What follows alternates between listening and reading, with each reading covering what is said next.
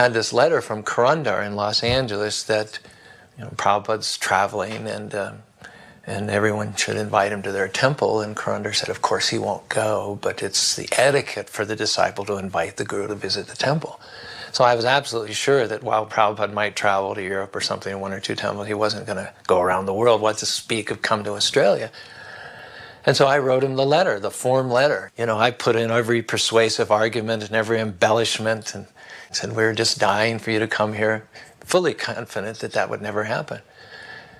And gosh, 2 or 3 weeks later, they said Prabhupada's in India, they're having a big program in Bombay at the Kosh Maidan, and that he wanted to come to Australia right afterwards. Please send tickets for 3 people. We were stunned. We never thought that Prabhupada would come to Australia. And as far as 3 tickets for 3 people, our income was $100 a week. Maybe that was a good week going out and selling back to guys. Where were we going to come up with $3,000? So we put like one of those thermometers on the board for fundraising. And lo and behold, there was a devotee there. And he came up to me one day and he said, I would like to facilitate Prabhupada's coming to Australia. I heard you need $3,000. And he just sold a house. So I got the tickets for Prabhupada and he came to Australia. He came with Bhagavan and Padmavati, who had just been married.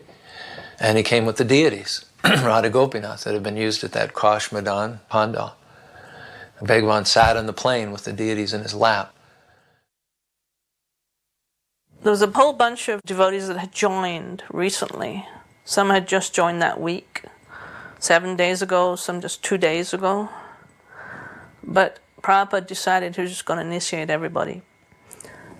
And when Prabhupada arrived, Bali Madan and Bhagavan were carrying Radha Krishna deities. So Srila Prabhupada obviously wanted that there were some Brahmins. So we got initiation. 5 of us got first and second initiation simultaneously. Of course, I didn't know what a Brahmin was. I hadn't a clue really what initiation meant, although I did understand about following certain principles and chanting rounds. But at some point, someone announced, okay, we're going to have 5 Brahmins here, so you need Brahmin threads. And Bali Mardan took off a thread that he was wearing around him and said, make some of these. So I got up from the fire arena where I was sitting by the fire, ran out, went up and down the street looking for string. Something similar. I got as close as I could. And then I came back and sat by the fire again and was making these long string things with knots in them.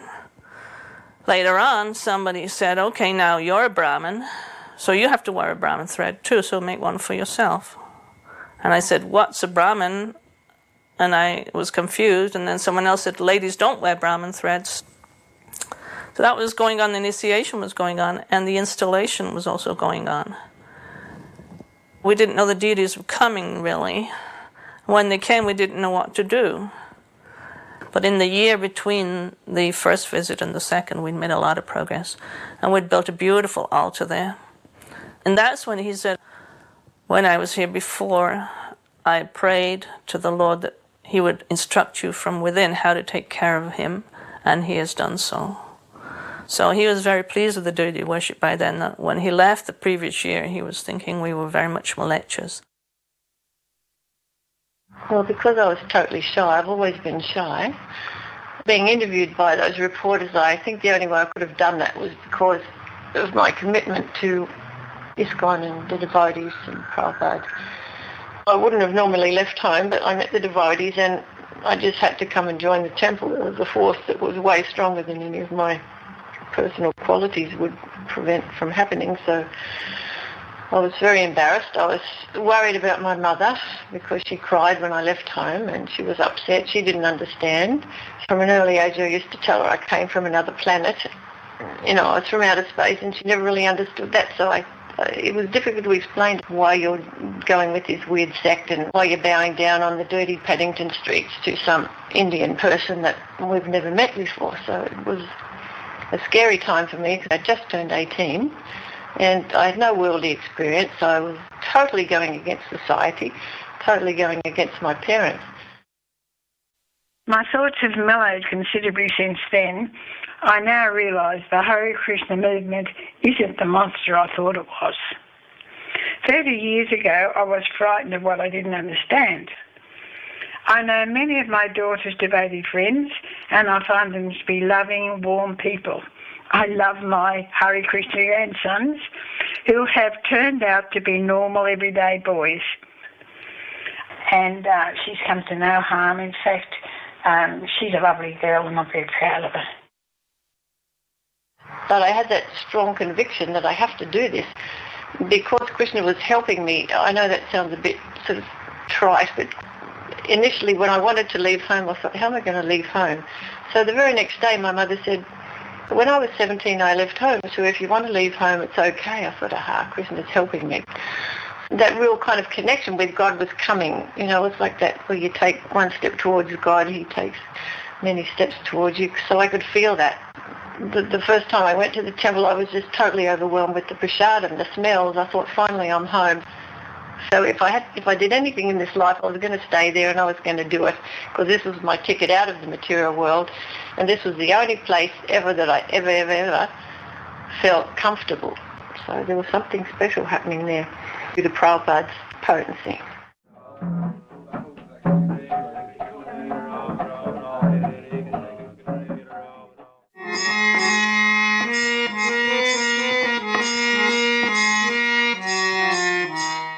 I met Karundar just before the summer Rath Yatra in '71. He had come up to Portland to meet me and to tour the temple. And he told me about how important book distribution was. And so I was assigned the task of selling books. We had the hardbound books in Portland, and the idea we had at that time was to go to the bookstores, convince them to carry the books. And in those days, it was very easy to convince the bookstores to carry spiritual books. And then we drove down to San Francisco for the summer Rath Yatra. For many devotees, that was the first time they ever saw Srila Prabhupada. And it was the first time that I ever saw Srila Prabhupada. And everything I had been feeling from my own chanting and from hearing Prabhupada's bhajans became very magnified and intensified. Hundreds of devotees were crying, genuinely crying.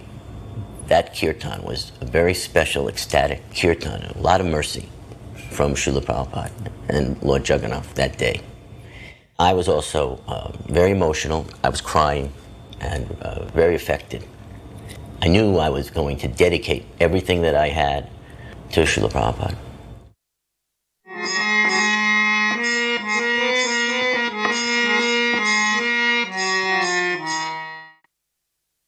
So I'd been in the temple already a year and a half, and Prabhupada was coming. So I remember that Malati, Jyotirmayi, Mandakini, and myself, we stayed back. Everybody else went to the airport. And I was feeling really, really badly because all the other devotees that had already met Prabhupada were like on another platform, and they were so excited. And Mandakini, we had to do everything. It pushed me to the point where I was kind of feeling negative. So I was feeling really bad about myself.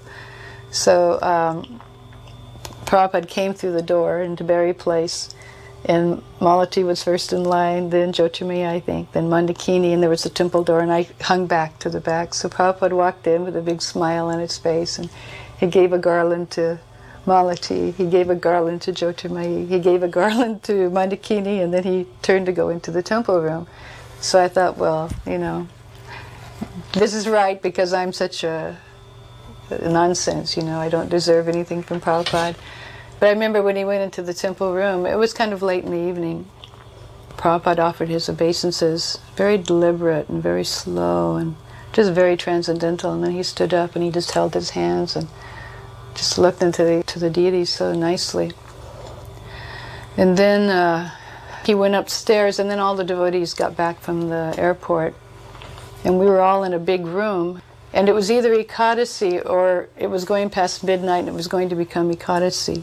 So Prabhupada was giving out sweets, and he gave them to each devotee, and I stood way in the back because I was feeling so badly, you know, and he was just kind of He kind of forced me to come. It was like, I didn't feel right coming up, but he forced me with his hand and put it in my hand like that, kind of smiled and dropped it in my hand. And then there was some talk about, it's Ekadasi, and there's cornstarch in the icing sugar that goes into Simply Wonderfuls. And Prabhupada, he said something like, we are not fanatics. And everybody, took their Simply Wonderfuls. And it was in the middle of the night when His Divine Grace arrived, and we were all lined up to meet him. But the most amazing thing was that when he arrived, he was golden. He was just golden. And you could hear the devotees, as Prabhupada was walking by, you could hear one devotee after another. They were like gasping and, in surprise. He's golden, but he's golden. He's golden. And it really was. Prabhupada just appeared on this specific occasion. It was different than other times. Prabhupada's always transcendental and effulgent, but this particular time he was looking like a walking deity or something. He was just looking very golden.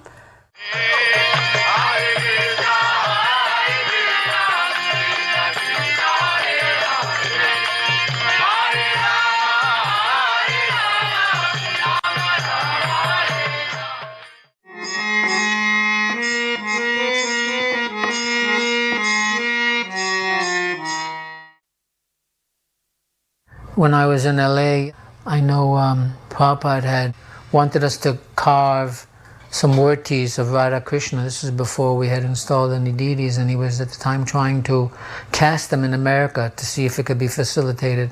So he had Subal carve out a rough form of Radha Krishna, and then he asked Subal and myself to go to different foundries, all over, and we were very inexperienced. I didn't even know the right things to ask. So we'd go and we'd see Prabhupada, and he'd say, so what intelligent information do you have for me today? Because we usually taught him some nonsense. So then Prabhupada left and went to San Francisco. And then a while later, when he came back to San Francisco, he might have gone to India again. He wrote me a letter saying that he wanted to know what was happening with those murtis that we carved, and we should make sure he gets them, Eventually, he decided that they should be cast in India. There was a program also that he had of a deity walk, where we would take the deities on Sunday and walk all around the whole block with the small deities. And we were asked to go into the houses in the early morning and ask people if we could take a flower from their garden. And then we would bring the deities around the back down the laneway and past his window. And he would stand up. I remember we'd all look forward to that. And he would look out of his window when he heard the kirtan coming. And we would all stand there for some time, jumping up and down, so happy to see him. And then we would go around, bring the deities to the front, and outside the temple, we would place the deities, and then each one of us would give a report. And this was quite shocking for me because I was such a new devotee, but you'd have to walk up in front of the deities with your hands folded and say, my dear Lord, this is what I've done this week, and say what your service was, and so on and so forth. It was such a spontaneous kind of a mood to talk to the deities like that. At first I was a little shocked, but I grew to quite like that. And everyone in the temple would have to present themselves and say what they had done for the pleasure of the deities. Prabhupada was fixed in his preaching mission, and that was his ecstasy. But every now and then, his internal emotions would bubble up sometimes. So usually Prabhupada would come and offer his obeisances to the three altars, and then he would come and sit on the Vyasasana, and we would offer obeisances, and we would still be in the process of bowing down, and he'd be sitting on the Vyasasana, and he would begin with the Sanskrit, Om Purnamada Purnamidam, the Sanskrit rolling out, and nothing came, there was nothing coming. So we all looked up, and Prabhupada was sitting and he was looking at the deities, and tears were just pouring down his eyes. He couldn't speak, just tears were pouring down his eyes. And it was the most far out thing, because then he pulled himself up straight, he took a deep breath, and you could tell he just suppressed, physically, just pushed it down and went on with his business. It was like Daruka, it was a disturbance to his service, But there was no question that Prabhupada was on the highest level. But he was so dedicated to his spiritual master, he would not let his personal ecstasy interrupt his service to his Guru Maharaj. And then one time Prabhupada was leaving The Vyasa-san was in the back, and there was a side door, and Prabhupada had his slippers right there. So Prabhupada went out, and he had his back to us, and he was just slipping on his slippers. I think someone was helping him slip them on. And he turned to us, and we were just sitting there with our mouths open, nobody moving. And Prabhupada said, "Yes, if I told you everything, you would faint." And then he walked up to his room. Prabhupada invited all the other temple presidents to come and see the LA standard.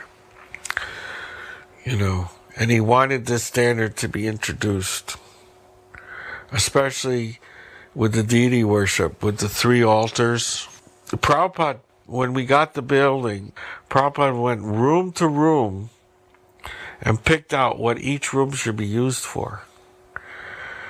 Now, where you walk in now and there's a temple, that actually wasn't the temple that Prabhupada chose. Prabhupada had another vision that wasn't our vision.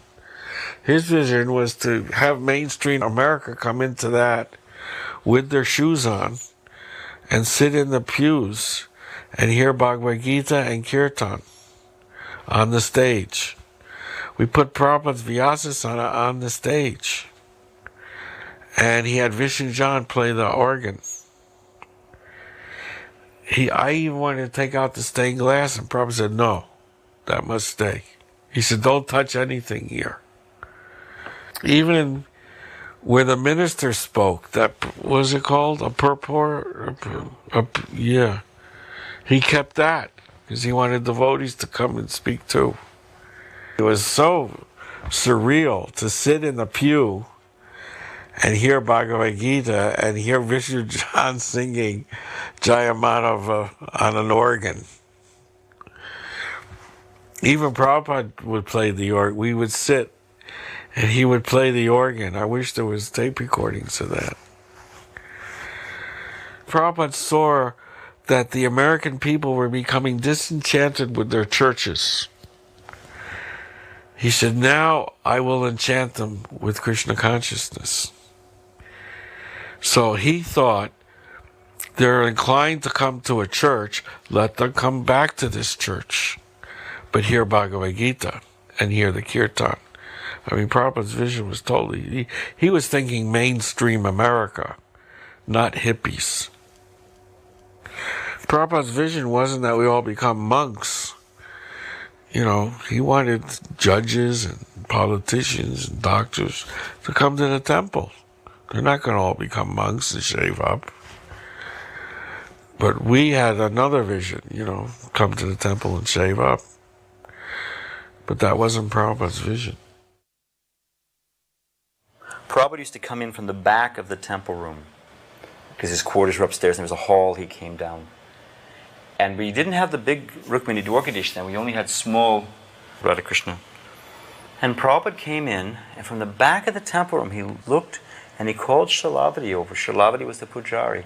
And he said, "There's tilak in Krishna's eye."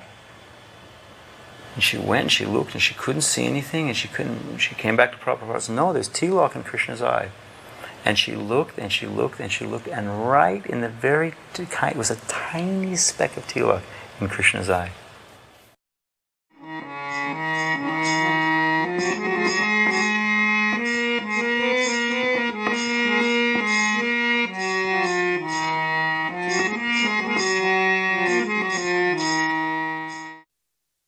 There was another moment that was very special to me. There were some devotees, I think it was Brahmachari, they came from Germany, and they were saying that the head pujari should not be a woman, Prabhupada said. And I remember short after that Prabhupada came, and I was in the deed room, I just did arti, and Prabhupada came in. He was on his own, he'd just been outside. And because the temple room door is very close to the front door, he just came in to see the deities. I was just standing there next to Prabhupada, and he turned to me and said, "Are you in charge?" And I said, "Yes, Prabhupada." And he smiled and nodded, and he said, "That's very good." And it was like Prabhupada kind of knew that I was given a hard time, but it was like a nod and a wink, like once a year when Prabhupada came. That was actually what kept me going, because otherwise it was very tough. The room was full. The condensation was dripping as it did in those days. It was just so packed out in such a small space. It was impossible to believe how many people could fit into such a small space.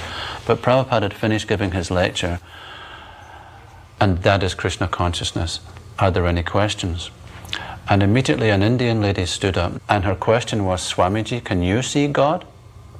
It was like a challenging tone, and immediately Prabhupada replied, yes, you cannot. And then he looked around the room and said, Krishna is everywhere. You cannot see? And there was silence, just like she didn't know what to do. And so Prabhupada said, why you cannot see God? And she didn't know what to do. Then Prabhupada said, do you want to see Krishna? And the lady, she was getting embarrassed, and she looked down and said, no, Swamiji. And Prabhupada immediately said, therefore you cannot see. One beautiful memory from that time, actually, it actually concerns Sudajaya, a French devotee who joined around that time when he was visiting from Paris, and this was his first meeting with Prabhupada. The temple was crowded, and he was sort of just peeping through the door.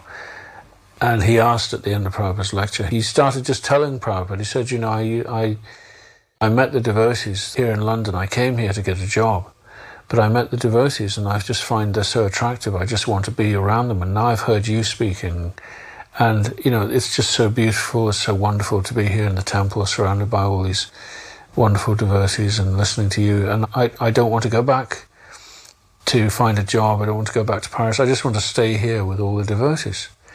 And Prabhupada turned and he said, with a big smile, he said, that is because from crow you have become swan. And everyone just like erupted into laughter and joy and cheering, you know. It was a very nice moment. When he got initiated, Prabhupada, the swan. Oh, right, the swan.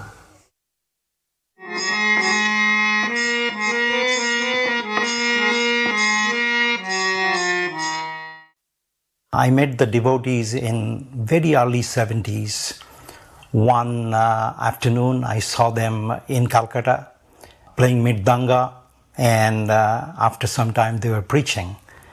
After that I asked them a few questions, and they told me that they have a center in Albert Road. And at the time I was a student of Calcutta University, and I decided to go there. I also heard through the grapevine that at that time Srila Prabhupada is in town. So I bought some fruits and I showed up to see Srila Prabhupada one evening, because also I heard that he gives darshan. And I was met at the gate of 3C Albert Road by Shama Sundara Prabhu. And he just told me to wait for a second. He went in to talk with Prabhupada, and he came and asked me if I am a student. And I said, yes, I am a student of Calcutta University. And he said, go ahead, go in. And I went, and there was Prabhupada alone, and there was nobody else. So I bowed down before him, because in India it's a custom to bow down before holy men. And I offered him the bananas that I purchased, and then we started talking. And at that time, I did not have any idea of the greatness of my Gurudev. He was very open to me. He was glowing. I remember that. He was a glowing sannyasi. And that was my first meeting with my Gurudev. And we talked a lot of things. And then when I was ready to leave, he took a banana and cut a piece of it and gave it back to me as prasadam, which I very gratefully accepted. And deep inside, I have a very good feeling that he is a genuine Swami, which is very rare in India. And after that, there was a program in a rich man's home where a lot of devotees had gathered before a pandal program. And Prabhupada saw me in the crowd, and he held up his hand and pointed towards me and said in Bengali, "Tumi matha nara korbe kabe." The translation of that is, when would you shave your head? In other words, he was telling me, when would you become my disciple? And I was simply elated. I felt my eternal Gurudev has found me, a lost soul wandering through the universe, and my Gurudev has finally found me. It's the beginning of my journey back home. The Pandal program was scheduled to begin, but some of the work was still going on. Now, at this time in northern Calcutta, there was some bombing and shooting going on between the Naxalites, the communists, and other people. And we had some chairs for life members in case some people didn't want to sit on the ground. There were some seats, 1 rupee each. So this was the basis for the Naxalites to complain. So they're complaining. Meanwhile, there's a gentleman named Colonel Dutta who used to come to the Calcutta temple. And he wore this pith helmet, this like African hat that was very flamboyant. So he wanted to fight all the Naxalites, and I said, no, that's not a good idea. But he was barring the entrance, and they were going back and forth, and you could hear a lot of commotion. Meanwhile, Prabhupada's up on the stage, and Prabhupada wanted to know what all the commotion was. Meanwhile, a note then came and said, quit or die, quit India or die. Prabhupada sees it, and he said, let's go, let's start the Pandal. He sang the Brahma Samhita prayers. And he's told me also, he said, go and tell them that if they want to sit in the 1 rupee chairs, that they can. Just invite them to sit.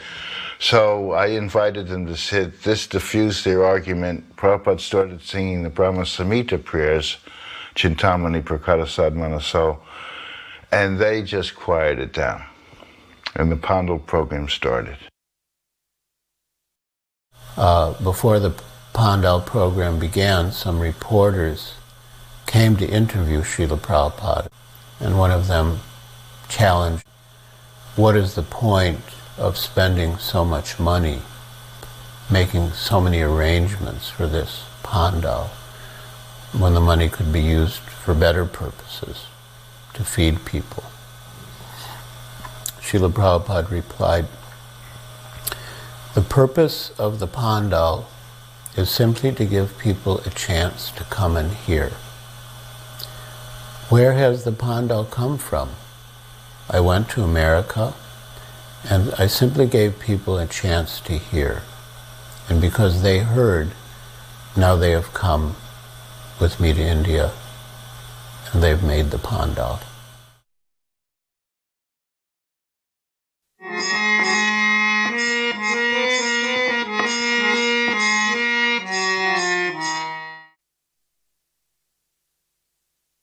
His Divine Grace, Srila A.C. Bhaktivedanta Swami Prabhupada, is reaching now from Calcutta to the New Delhi airport for attending the 9 days discourse of Srimad Bhagavatam. All the distinguished guests are welcoming him, including the Mayor of Delhi, Hansraj Gupta, MLA of Delhi State, member of our ad hoc committee, who will arrange all the discourses in New Delhi. The place is very difficult to get discourses in New Delhi, but by the arrangement with the government of India, the mayor could arrange everything perfectly. What an appropriate event for Srila Prabhupada to be received as a very important person at the Delhi Palam Airport when he arrives for the first Delhi Pandal in Connaught Circus, and many members of the government were invited to greet Srila Prabhupada. Gurudas is the official host. Srila Prabhupada is always so much untouched by praise. He humbly receives whatever level of consciousness that his disciples have been awarded with, and receives it with such humility. Now this is the first magazine Prabhupada is seeing printed for this occasion from Delhi called Back to Godhead in Hindi Bhagavad Darshan. And he was very pleased that our Hindi magazine is coming first time in India. You can watch him observing people and their progress in their spiritual life. So perceptive. He was able to see externally and internally the progress of his disciples. I find that so thrilling to watch the behavior. And he seems oblivious to anything other than the bhakti, the advancement in Krishna consciousness. He gives the same message, country after country, encourages each disciple. But it was very appropriate for someone who had lived and served in Delhi in the late 50s and early 60s, single-handedly alone, with no help, and just within 10 years, such a tremendous change of appreciation. Prabhupada was big news. When these pandals happened in India, in Bombay and Delhi and Calcutta, they were very widely covered, and the society of leaders were very aware of Prabhupada's presence, all the way from the Prime Minister on down through the cabinet.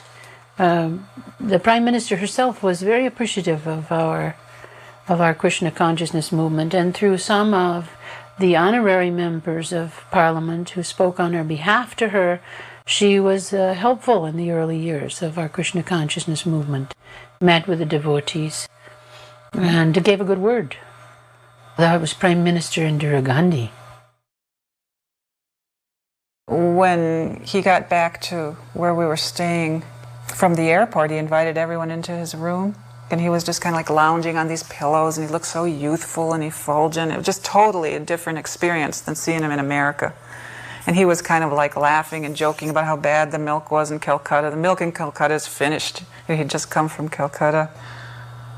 I was just so dumbstruck by this experience of seeing my spiritual master in this mood, this informal mood, and feeling so unworthy that I couldn't, I'd look up at him and he looked so effulgent, it hurt my eyes. I couldn't even, so I thought, okay, I'll start by looking at his feet. So I started looking at his feet, and then I moved up. It was almost like offering arti with my eyes, I kind of like moved up his transcendental body till I got to his face. And when I beheld his face, he was transformed in his appearance.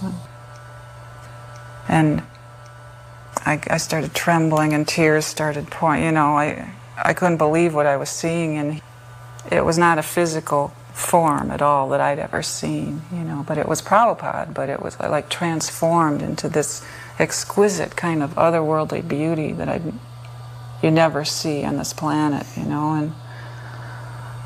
I almost fainted. Seeing Prabhupada's appearance transform was like a tangible proof to me that he was a being from the spiritual plane, from the spiritual world, in our midst. And every once in a while, the veil would lift from our eyes and we'd get a little glimpse, by Prabhupada's mercy. This is literally the first day of the Delhi Pandal. There's the wonderful asana. And behind those curtains are the incredibly beautiful deities of Radha Gokulananda, who were officially installed by Srila Prabhupada at this time, on the occasion of the Delhi Pandal. There was an instance for both the Pandal in Delhi, the first Bombay Pandal. Those deities went to Australia, New Zealand. These went to the manor. And in Jaipur, the Radha Govinda deities, which ultimately went to New York. Prabhupada considered that these festival programs were an installation of the deity. In other words, they were worshipped in his presence. So for a pure devotee to be introducing them to worship is naturally a form of installation. So these deities, there were different pastimes in these three places of London and New York and Dallas, where devotees actually made some adjustment on the Archa Vigraha in some small way And when Prabhupada heard that, he said, no, these deities have already been worshipped. This should not take place. So it so happened that I was the person that was arranging for their worship and installation and that aspect of the pandal. And shortly after the end of that program, I literally fell unconscious into a coma for 3 days. One evening, an American young man, or hooligan, came forward to the stage. You know, he was bare-chested with a leather vest. He had tattoos all over his body. He had chains hanging from his neck, and he had wild long hair. And he came up to the stage in a very aggressive mood. He wanted to challenge Srila Prabhupada. So immediately Prabhupada's disciples rushed forward to keep him away. But Srila Prabhupada surprised us all and said, no, let him come on the stage. So Prabhupada had him come on the stage. He had the disciples give him a cushion or asan to sit in. And Prabhupada had the disciples put a microphone in front of him. He said, have you realized yourself within yourself? And Srila Prabhupada said, yes. Then the young man was sort of taken aback, and he said, how old is the Bhagavad Gita? Srila Prabhupada said, 5,000 years. Then the young man began to spout, no, according to my authorities, according to my information, Bhagavad Gita is only about 1,000 years old. And Prabhupada said, that's nonsense. Then the young man asked another challenging question, and Prabhupada finally said, no, you answer my question now. What is the process for learning Bhagavad Gita? And the young man said, no, I asked you first. You answer my question first. And Prabhupada retorted, no, I'm not your servant. I don't have to answer your question. You answer my question. What is the process for learning Bhagavad Gita? So eventually, the two were shouting at each other, and Prabhupada motioned, and the disciples escorted the man from the stage. And then Srila Prabhupada proceeded to explain what the process for receiving the knowledge of Bhagavad Gita is, and that is submissive oral reception, not by challenging. Now, I was in the audience distributing books at the time, and the incident created pandemonium in the audience, and the whole audience was polarized, some in favor of Prabhupada and some in favor of the young man.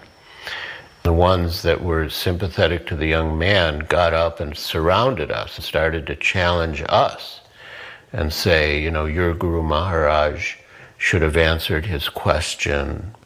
So the mood was so agitated that all of us that were distributing in the audience sort of made our way as quickly as possible back to the area of the stage. But later we realized what Prabhupada had done. He had created a situation to illustrate how one is unable to learn Bhagavad Gita. And in contrast, Srila Prabhupada explained what the real process is, and that is by submissive hearing from the authority. My job, one of them was to invite chief guests to the program, and so I thought it would be a good idea to, because we did this in London, have titles for what Prabhupada would talk about, and have guests that would sometimes have something to do with the theme. One of the chief guests was James George, the Canadian ambassador to India, who was very favorable. I think his talk was appreciated by the populace as well as any of the chief guests, if not more. So we invited Dr. Atmaram, the chief scientist, and he talked on how religion and science actually don't have to be at odds with each other. And then Prabhupada spoke on, like Easy Journey to Other Planets type of a scientific talk. So we invited Hans Raj Gupta, the mayor of Delhi, who was a really good friend of Prabhupada. It was more anecdotal, how Prabhupada continued and persevered and started the League of Devotees and printed the Srimad Bhagavatams.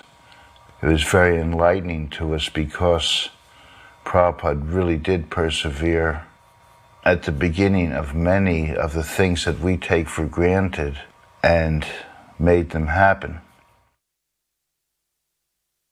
This is the first expansion of Srila Prabhupada's energy that has become the Glory of India project today. Srila Prabhupada, when he left for the West, knew he was going to come back and inundate India with Krishna consciousness, just the way Lord Chaitanya inundated the subcontinent of India with Krishna consciousness. Srila Prabhupada's destiny was to do that.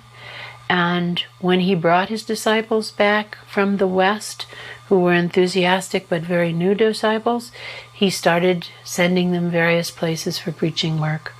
So Delhi, Calcutta, and Bombay were the first three big cities that Srila Prabhupada worked on. And because this was the capital, it was important. We were only there for maybe a month, but that month seems like it could have been 100 years. It was so important at the time. So these were just the very little beginning foundation blocks of what later became the Delhi ISKCON Temple project.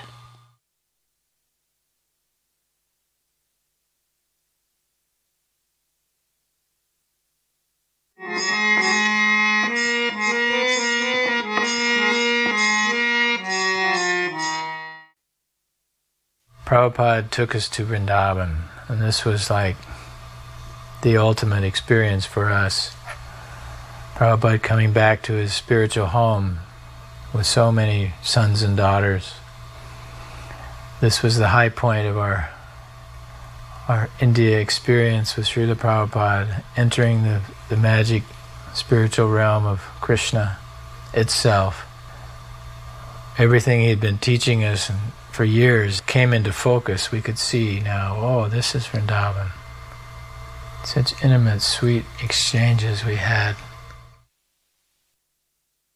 This visit in 1971 of Srila Prabhupada was very, very historical in our Gaudiya Vaishnav Sampradaya. It was the inauguration of the fulfillment of Lord Chaitanya and Lord Nityananda's desire that the holy names of Krishna be spread to every town and village throughout the world. Lord Chaitanya went to Vrindavan and he sent the 6 Goswamis there to establish it as a place of pilgrimage for people all over the world. When Rupa and Sanatan went to Vrindavan on Lord Chaitanya's order, they were there to establish it as a place of pilgrimage for people all over the world. Obviously for people who would become Vaishnavas from every town and village in the world. That was Lord Chaitanya's vision. And this visit was the beginning of the fulfillment. The first time Vaishnavas from the West who were committed to Krishna consciousness in a relatively large group came on pilgrimage to the holy Dham of Sri Braj. Look, he's so healthy and exuberant. He's back home. This is where he hatched out the whole Hare Krishna movement. This is where Krishna empowered him to come west. And little Saraswati, who's one of his favorites, she went around, followed him wherever he went. Sometimes he would grab her hand and walk with her. If Saraswati didn't come to his room every morning around 8 o'clock, he would sometimes ask, "And where is Saraswati?" He expected to see her every morning. And quite often he would play some trick on her when she came, either to make her laugh or cry. But he would always make up and give her some nice sweet. Here he's showing us the sights, showing us around the samadhis of great Vaishnavas behind Radha Damodar temple, explaining a little bit about who is buried where. Those days it was all run down and practically abandoned. Well, most of Vrindavan was practically run down and abandoned. We used to think that Raman Reti was far out of town. Prabhupada revived the whole spiritual life of India, starting with Vrindavan. Vrindavan flourishing, spiritualized city because of Prabhupada.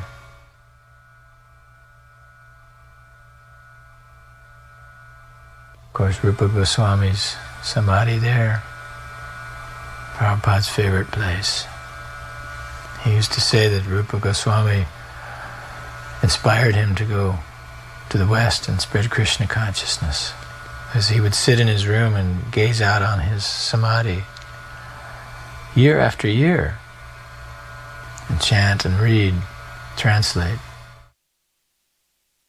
When we arrived in Vrindavan, I remember walking into Srila Prabhupada's room and paying my obeisances and saying, Srila Prabhupada, what should we do now? And he looked down at me and he said, just wander. So that's exactly what I did. I just went out into the Vrindavan village, and everything I'd read about in Nectar of Devotion and Krishna book, I was thinking of those things. And I wanted to take rest under a Kalpa Vriksha tree. It's something I'd wanted to do for a long time, so I just actually found one tree in the forest, and I actually fell asleep and slept very soundly and very deeply for a couple hours. And when I woke up, it was evening time, and I didn't really know where everybody was, but I heard in the background the kirtan going on, Hare Krishna.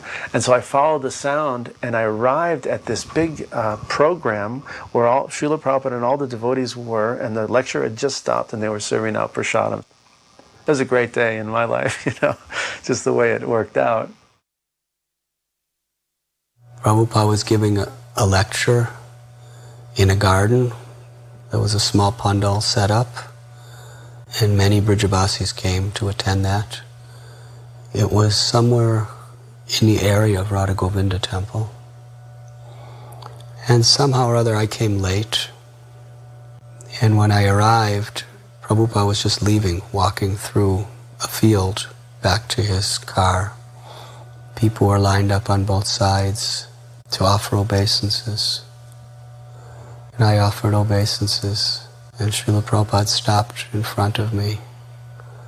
And when I got up, Prabhupada very affectionately showered his mercy upon me and told me how he was very pleased that I was so much attached to living in Vrindavan. And I was so ecstatic, and we got into the ambassador car at the Delhi airport. Sharma Sundar was there, and Prabhupada was sitting in the front, and we were riding to Vrindavan, and Prabhupada was quiet, and I was thinking, he's going to give some spiritual sloka about Vrindavan that will inspire us. Prabhupada was quiet. Finally, I hear Prabhupada clear his throat, and he said, cement. We must get cement and build a water tower like that. He pointed out the water tower so we could have sweet water. But look at that. No, I'll never forget that kirtan. It was like you could feel demigods showering flowers. And the people were stunned. They'd never, because the way we did kirtan was Prabhupada did kirtan different than the traditional like Bengali or something. And when we first went to India, we were chanting like Prabhupada, and it was like that people had never heard. It was so potent. Prabhupada leading and the disciples following. And these people had never heard anything like it, and they were just thunderstruck. I just loved, kirtan was my savior. That was my shelter. It washed everything away. It washed away all anxieties. To me, the perfection of life is to be with Srila Prabhupada in Kirtan. It's like all I want in life, and I don't care where it is or when it is. That's just all I want. Now, when Srila Prabhupada came to Vrindavan, it was after he had left for less than 5 years. He had gone away to America, presumably to die amongst the infidels or be lured by the temptations of the West. But anyhow, when he came back, surrounded by disciples, after having made a famous tour through Surat and other parts of India, big Pandal programs in Calcutta, in Bombay, in New Delhi, that were in the newspapers, were traveling by word of mouth. So when Prabhupada appeared there with a few of his many devotees, it was an astonishing event that people could not ignore. And when he marched through, it was a triumphant march. They did not fail to be deeply impressed. Because who else in the history of Gaudiya Vaishnavism, even from the time of Chaitanya Mahaprabhu, could lay claim to such a feat? Srila Prabhupada took us to many holy spots in Vrindavan. We would go by bus and he would ride in his ambassador car. And here we are at Brahmanda Ghat in Gokul, where Mother Yasoda saw the universe in Krishna's mouth. Srila Prabhupada is telling the story, much to our delight.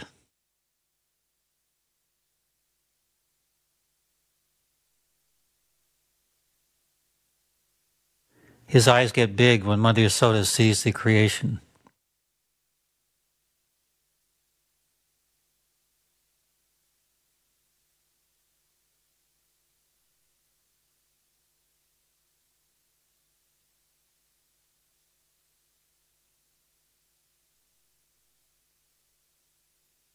For most of us, this is the first time we'd seen the Jamuna, and we were very eager to bathe in her transcendental waters. The bus went to Gokul, and we came out. Dinanath Prabhu was leading the kirtan, and Prabhupada came out of his ambassador car, which was in front of the bus. And we walked for some time up behind Prabhupada doing Harinam Sankirtan, and Prabhupada stopped us and turned around and said, "This is the wrong Gokul. This is Ballabhacharya's Gokul. We want to go to Mahavan Gokul." So then we all got back in the buses. And from there, from what I remember, we went to Brahmanda Ghat, where we saw the beauty of the holy river Jamuna. Prabhupada came down with us, and he sprinkled water on his head. Then he told all the devotees that they should have full bath. And I believe Prabhupada was feeling somewhat ill that day, so he said that he was not going to take full bath. So he was sitting on the steps, and the devotees were bathing, and Prabhupada was watching us. He was so happy. His disciples, who he loved so very, very dearly, who he gave his life and soul to give them Krishna's love. Here they were in Gokul at the holy banks of Brahmanda Ghat, happily taking their baths in the sacred river Jamuna. What that must have meant for Prabhupada. Huh. He's sitting there watching us take bath, and pretty soon he wants to go in with us. What can I do? My devotees want me.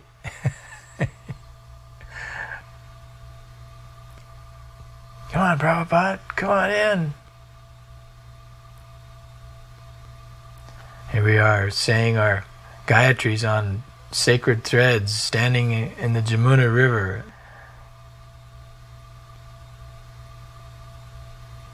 Ah, there he comes. Oh, Prabhupada.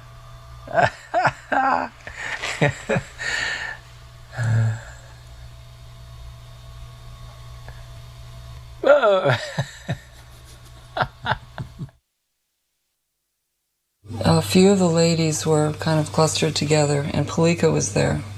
And at some point we noticed that Srila Prabhupada was going in the water, although at first it didn't look like he was going to go in. Suddenly it was like, Prabhupada's going in. I looked at Palika, we had the same reaction. We're going in too. We have to be in there with Prabhupada. And we have to do it fast because he's going to say Gayatri, and we wanted to say Gayatri with him. But both of us had only been in India for like a month. And we knew that the ladies bathed in the Yamuna, but we didn't know how they did it. Should we go in with our full saris and then walk around dripping wet? Because we only had a few seconds. Palika was down to her slip. And I was like, okay, me too. And it didn't matter anyway, because as soon as we hit the water, we went right under. So we were up to our necks in water anyway, so we were covered. And we wanted to get as close to Prabhupada as we could while he was saying Gayatri, and we got really close, like within 10 feet of him. And just our little heads, were like scrunched under the water, and we got to say Gayatri with Prabhupada that day. And to me, that's the most memorable experience of the whole thing, was that Gayatri in the water with Prabhupada so close. During the afternoons, Prabhupada would give darshan, and the devotees were sent out to do Harinam Sankirtan. And during that time, I had the great fortune of sitting in the room and attending all of his darshans each day. They were very intimate. Vrijabasis would come, his old friends, godbrothers would come, Goswamis would come, sometimes guests would come, and Prabhupada would just sometimes speak to them very informally, sometimes he would preach to them very strongly, and sometimes he just had loving conversations. I'll never forget when Krishnadas Babaji Maharaj came to see Prabhupada. I happened to be walking down the street one day, and I met Krishnadas Babaji Maharaj and told him I was going to see Srila Prabhupada. And he very eager, he said, I will go with you. I want to see Swamiji, or Swami Maharaj. He called him Swami Maharaj. And when we came, there was a guard who was one of the more senior devotees. He was standing at the stairways guarding who was coming up to the darshan. And of course, he welcomed me to come up because he knew that Prabhupada was favorable to me attending the darshans each night. But when he saw Krishnadas Babaji Maharaj, he stopped him. He said, who are you? And when he was introduced as Prabhupada's godbrother, he said, no, you cannot go. So Babaji Maharaj wanted to go anyway, and he wanted to stop him. And I told that devotee, please ask Prabhupada. He's one of the most beloved devotees of Vrindavan, especially in Gaudiya Mats. And a messenger came back and said, yes, Prabhupada immediately wants to see him. So we went up together, and Srila Prabhupada, when he saw Babaji Maharaj, he was sitting behind a little desk, and there was maybe about 6 or 7 people that he was talking to in the room. And Prabhupada got up, and they embraced, and they were just laughing and talking in Bengali. Prabhupada brought Babaji Maharaj to sit next to him behind the desk. And the whole time, they were just laughing and talking and looking at each other with so much affection.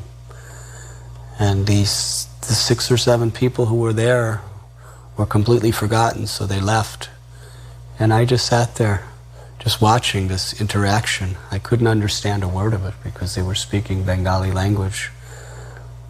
But I learned so much, not by their language, but just by seeing the genuine love that these two great personalities had for each other and the intimate relationship they shared.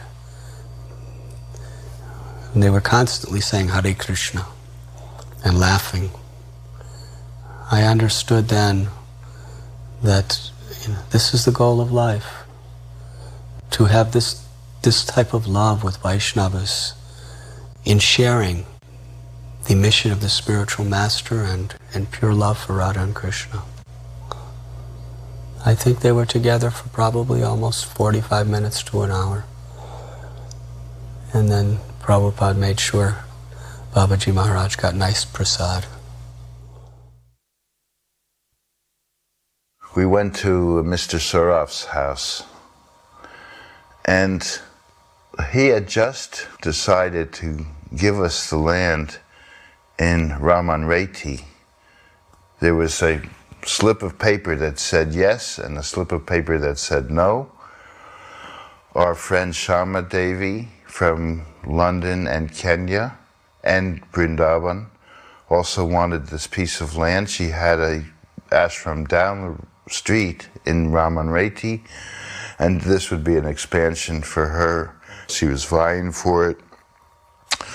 Radharani arranged so that we picked the right slip of paper that said yes, and so Mr. Sharaf was finalizing this process at his house, signing the papers and the deeds, and Shamashunda was with me, and he had a portable typewriter, and he was making this draft.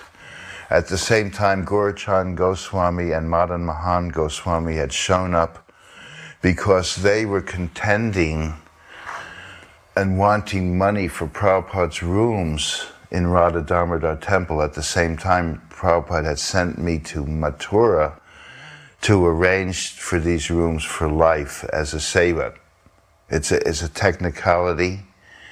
And so we were also drawing up this draft. The interesting thing is that even though Madan Mohan Goswami and Gaurachand Goswami lived across the same courtyard in Radha Damodar temple, they were not speaking. And they were both in Goswami families. So Prabhupada put Gaurachand Goswami in one room, Madan Mohan Goswami in another room. I was going from room to room. Samarasunda was making up documents. At the same time, Shama Devi came with a member of parliament and a policeman to try and contest this land being given to Prabhupada. We put her in another room.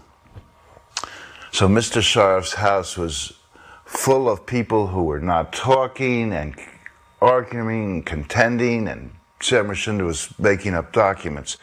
At this point, Krishna Das Babaji shows up, Prabhupada's godbrother.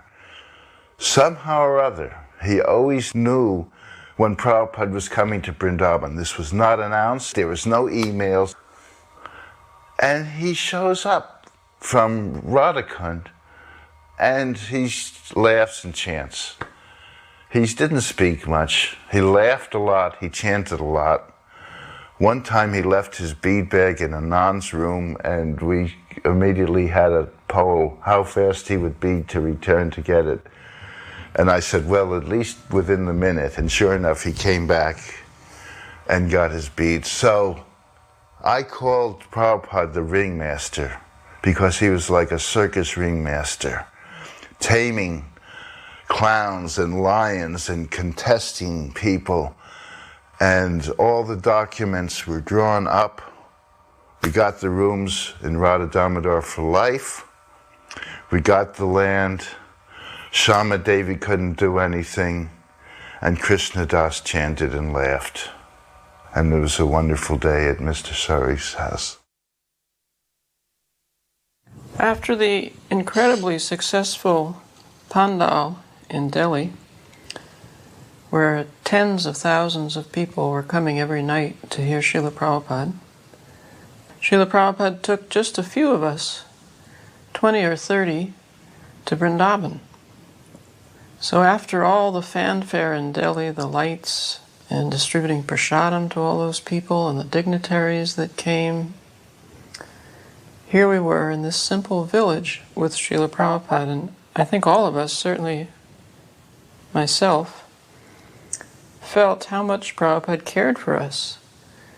That after this big preaching program, he would take the time and the trouble to bring us to Vrindavan.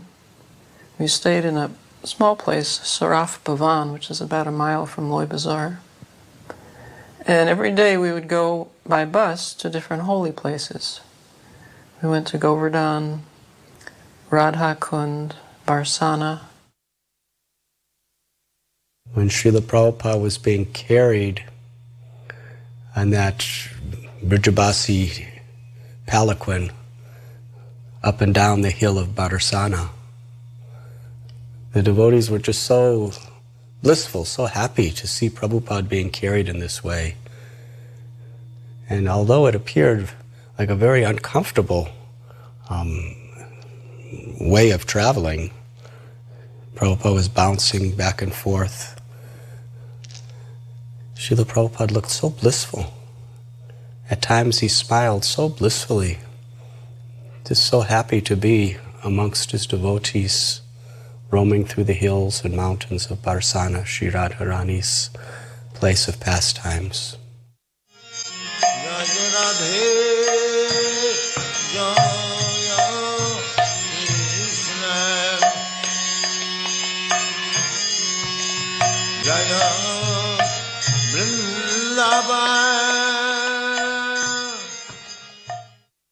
In Govardhan, Prabhupada was taking prasadam.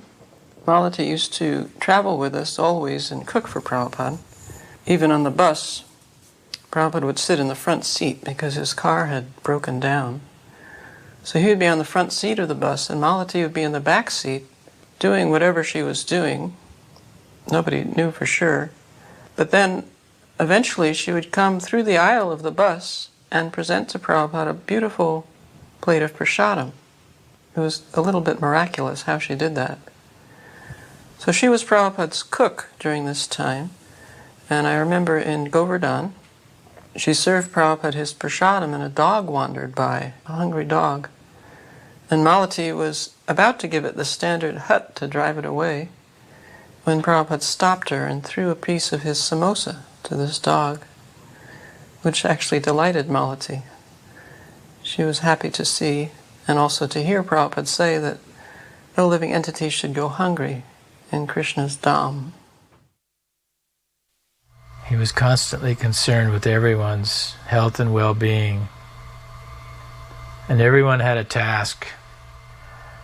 And Prabhupada would assign the different duties and jobs and tasks for each of us, and we would all report to him every day what we had accomplished. He would give us guidance for the next day's tasks. We had to become Vaishnavas finally, in manner and in dress. So Prabhupada taught us all the ropes, all the different ways a Vaishnava should act in India. By example, we got to follow him around and watch him every moment. We just began to emulate what Prabhupada did. It was really a very spectacular event for the Brijbasis, because I was living amongst the Brijbasis, and they were really proud of Srila Prabhupada, that one of their local residents who was living for so many years at Vamsi Gopal Temple and Radha Damodar Temple had gone to the West and started temples and transformed Americans and Europeans into devotees of Sri Sri Radha Shyam Sundar. This was just astounding, amazing for the Brijbasis. And thus they really had very, very high esteem for Srila Prabhupada. They considered him to be like the ambassador of Vrindavan for the world. They were looking forward to seeing the American and European sadhus coming. And Prabhupada would have the devotees doing Harinam, Sankirtan, the streets, and it had a very heartwarming effect on the residents of Vrindavan.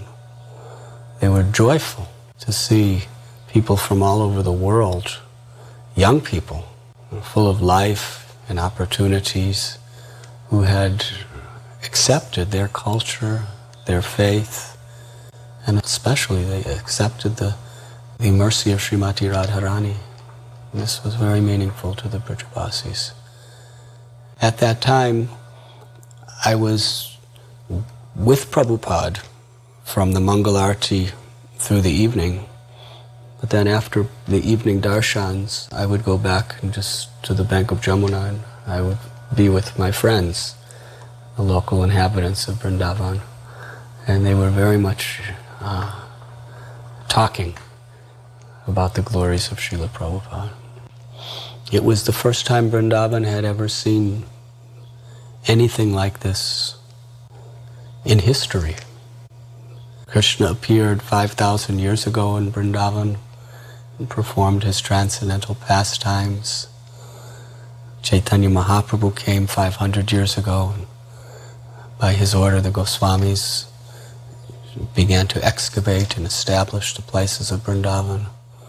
And through the years, Vishwanath Chakravarti Thakur and all these great acharyas performed their pastimes of worship there. Bhakti Siddhanta Saraswati Thakur brought many thousands of people on his Braj Mandala Parikrama. But never before in the history of Braj Bhumi did people from all over the world, from outside of India, come in a spirit of devotion to worship Sri Sri Radha and Krishna.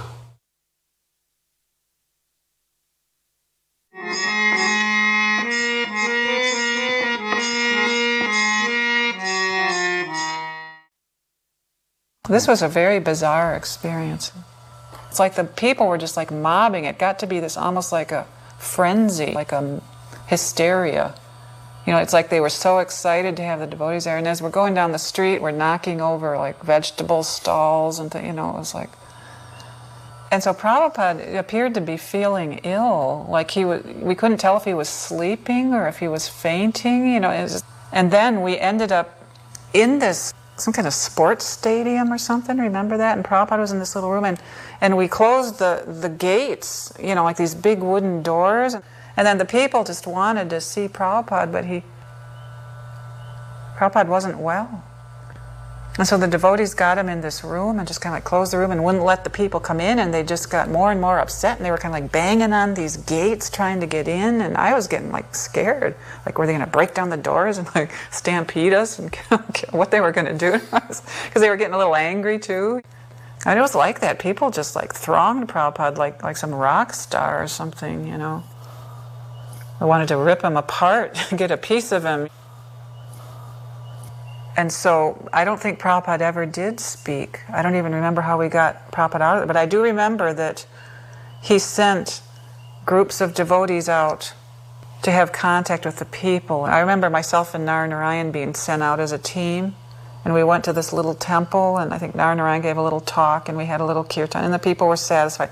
They wanted to see us too, you know, the white sadhus, you know. It was just so exciting for them to see these white sadhus. See, look at Prabhupada, he looks... Because sometimes he was like sitting on this thing, like with his eyes closed and his head nodding, like we didn't know if he'd like had a stroke or if he'd fainted from the heat or if he was sleeping, you know, it was just really strange.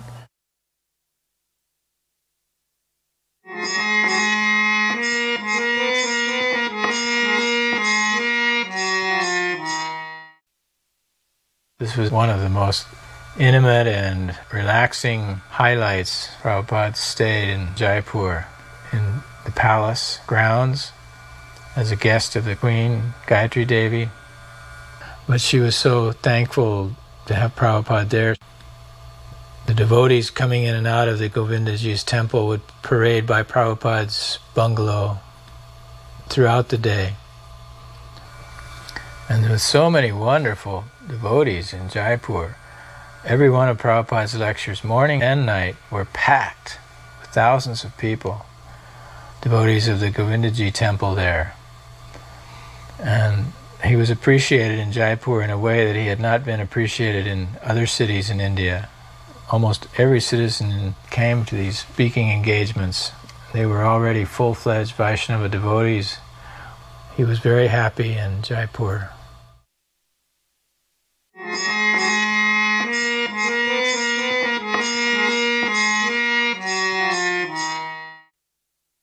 At that time, Prabhupada lived in a grass hut. There was no other place to live in. I remember Prabhupada one time was sitting in the grass hut and he just He just said this grass hut is in the mode of goodness. And this is all you need for spiritual life. Live in a grass hut and live by the side of the holy river, chant Hare Krishna. But if we do this, people won't come here. So we have to build the big buildings with concrete and steel and bricks. Those buildings are in the mode of passion. But for preaching, we can build those buildings. But for our own selves, this should be enough. Before the festival, I had approached Srila Prabhupada on the balcony in Calcutta and said, Srila Prabhupada, I've been trying to understand what you want of us, what your desire is. I could see that Srila Prabhupada was really listening and taking every word into his heart. And then I said, 2 things seem to please you the most. Distributing your books and building the big temple in Mayapur. And Srila Prabhupada's eyes opened wide, his face lit up, he smiled and he glanced at me and he said, yes, you have understood. And then he said, if you build this temple in Mayapur, Srila Bhaktivinoda Thakur will personally come and take you all back to Godhead. Bhavananda Prabhu said, Srila Prabhupada, we're sitting in the middle of these rice fields. I'm from New York. He says, Srabi, the architect, is from Amsterdam. You know, we're all from cities. We're all from big cities. And we're sitting in the middle of these rice fields, and you're asking us to build a big temple in the city. How we can do this, Prabhupada? And he said, Prabhupada, where will all the money come from? And Prabhupada said, Bhavananda is always thinking, where will money come from? He said, actually, here you have Radha Madhava. He said, Madhava means the husband of the goddess of fortune. Simply serve Madhava nicely and everything will come. You don't have to worry about money. Well, Prabhupada, we don't know where to start even. They had the design for the Lotus building and you know, where to put it. We're really bewildered, standing in the middle of rice fields. You know, Prabhupada, he didn't procrastinate, as we say. So Prabhupada said, come with me. We had 3 acres of land at that time, 1 strip of land from the road. So Prabhupada, he put a clod of earth down, then he just paced so far down, then he put another clod of earth, then he just turned and he paced the other way, put another clod of earth, paced up the other end. So he put 4 clods of earth and he said, build it here. That was it. This is Prabhupada establishing the Anantasesha in 1972. He invited all of his godbrothers to come. And many godbrothers had already left, so there were disciples of godbrothers, his spiritual nephews. So he invited them all to come. And then he spoke to them that Srila Bhaktisiddhanta Saraswati Thakur wanted us to all work together. So why don't we all combine and work together? Now I have temples around the world and I can give you some devotees from foreign countries to help the preaching. We should all work together. But they didn't accept. Didn't really say anything. He had told us to dig a pit, and we dug a pit about 15 feet deep and probably around 6 to 8 feet wide with a bamboo ladder going down inside. He said he was going to set the cornerstone. We had no idea what setting a cornerstone was going to be like. But apparently his friend and godbrother Puri Maharaj had come bringing a little solid 24-karat gold Anantasesha. It was about 1.5 inches high. So Prabhupada was going down in the pit and Ashok Amrita was holding the ladder. And then somebody came up, Prabhupada wants you. What? He wants you to go down in the pit. Why he wants you to go down in the pit? And I saw the Prabhupada is walking down the ladder. And I came over and I went down in the pit with Srila Prabhupada. And to me it was symbolic enough. I'm in a pit with a ladder and Prabhupada, what more do I want? We gather an accumulation of bricks and then a bucket comes down with mortar and a trowel. So I didn't know what to do. And Prabhupada said, just gestured at his We are building a temple here, he said like that. So I pick up a brick and I butter it with mortar and I set it down, and then I put another one, and I start to set it just very nicely, like a chimney or something of that sort. Prabhupada said, no, not like that. And I said, how? He said, every which way. When he said every which way, he meant randomly. And though I started building, and I built this thing, and there was a gap in the middle, and the Srila Prabhupada came and placed the Ananta Sesh and said, put more. After I'd pretty well hidden the deity with bricks, he told me to go up, and the others came down. So he went down, you see that ladder, bamboo tied together with pieces of string. He goes down and he comes up, and everybody's kind of, his all godbrothers are there, we're all there. And he said, Sanyasis, Brahmananda, Gargamuni, Devananda, Tamal Krishna's there. And so everybody kind of were thinking, who's going to speak? Who's going to speak? I remember I was also thinking that way. And then he says, Malvaji, you speak. And I mean, everybody was floored. I was floored. So what can I say? And I'm just looking around. Here's all these learned Vaishnavas, certainly more learned than I'd ever be. I just stood up and spoke about Srila Prabhupada. I remember I was crying a little bit. And then afterwards, I remember Gargamuni came up to me and he said, that was very nice. And I always appreciated that, I was just reflecting on Prabhupada's expertness in putting us forward and in utilizing us for the benefit of his mission. And knowing each one of our particular ability and our limitations, and even using our limitations to the best advantage. Because in this situation, I was not, as I mentioned, I was not a pundit. I don't know Sanskrit verses. I wasn't fully learned in the Bhagavatam, but I had no hesitation about speaking on the glories of Srila Prabhupada. And it was actually the right thing to do at that time. Well, we were at Mayapur. One young man named Bob Cohen came to our camp.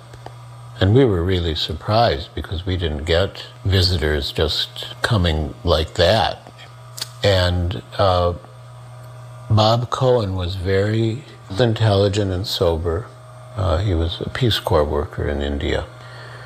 So he came to meet Srila Prabhupada. He had attended our Pandal program at Deshapriya Park in South Calcutta. And he began to ask Srila Prabhupada very intelligent questions. And Srila Prabhupada gave very elaborate answers. And it became a regular routine that Bob would come and ask questions to Srila Prabhupada.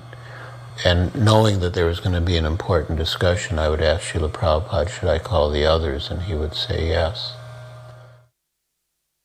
My experiences with Prabhupada, of course, occurred in the Bhajan Kutir, where devotees wanted to know if I had any questions, which I certainly did. So I got to sit in there, I think, for several hours a day over probably a 4-day period, and discuss with Prabhupada my philosophical issues. I didn't really know a whole lot about what was going on in terms of parampara and how things work. I knew a little, but I just appreciated the qualities of Prabhupada. He made me feel very comfortable. His humor was very disarming. And Prabhupada was on a platform, so I was on the floor. So I'd always be looking at Prabhupada's feet, and somehow that gave me some blessing. One of the most dramatic moments for me personally is when I realized it's time for me to leave Mayapur. Because the night before, on Gaur Purnima night, Jamuna had come to me with tears in her eyes. And I remember the moon reflecting in her eyes, and she had tears and said, "You are so fortunate. Prabhupada spending so much time with you." She said it with such conviction that I was completely overwhelmed. And I realized that I might have to surrender. So I went behind the temple, behind the pandal, and just collapsed in the rice paddies and started crying. I said, I can't give everything up.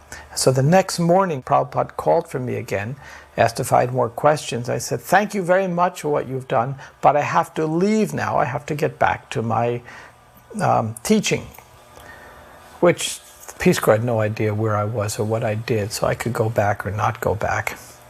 And Prabhupada said, don't talk L-E-A-V-E. He spelled it out. Talk L-I-V-E. Don't talk leave, talk live. So I said to Prabhupada, so you want me to stay longer? He goes, yes. I said, well, if you tell me to, I will. And then he said to me, good boy, the same way you would say it to your pet.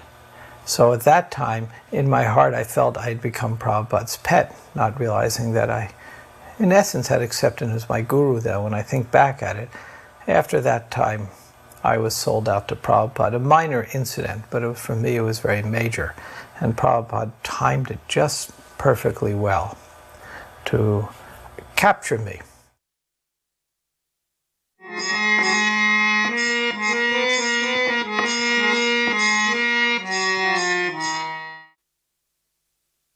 One of Srila Prabhupada's most enduring projects was the Juhu land and Juhu development in what was then a remote suburb of Bombay.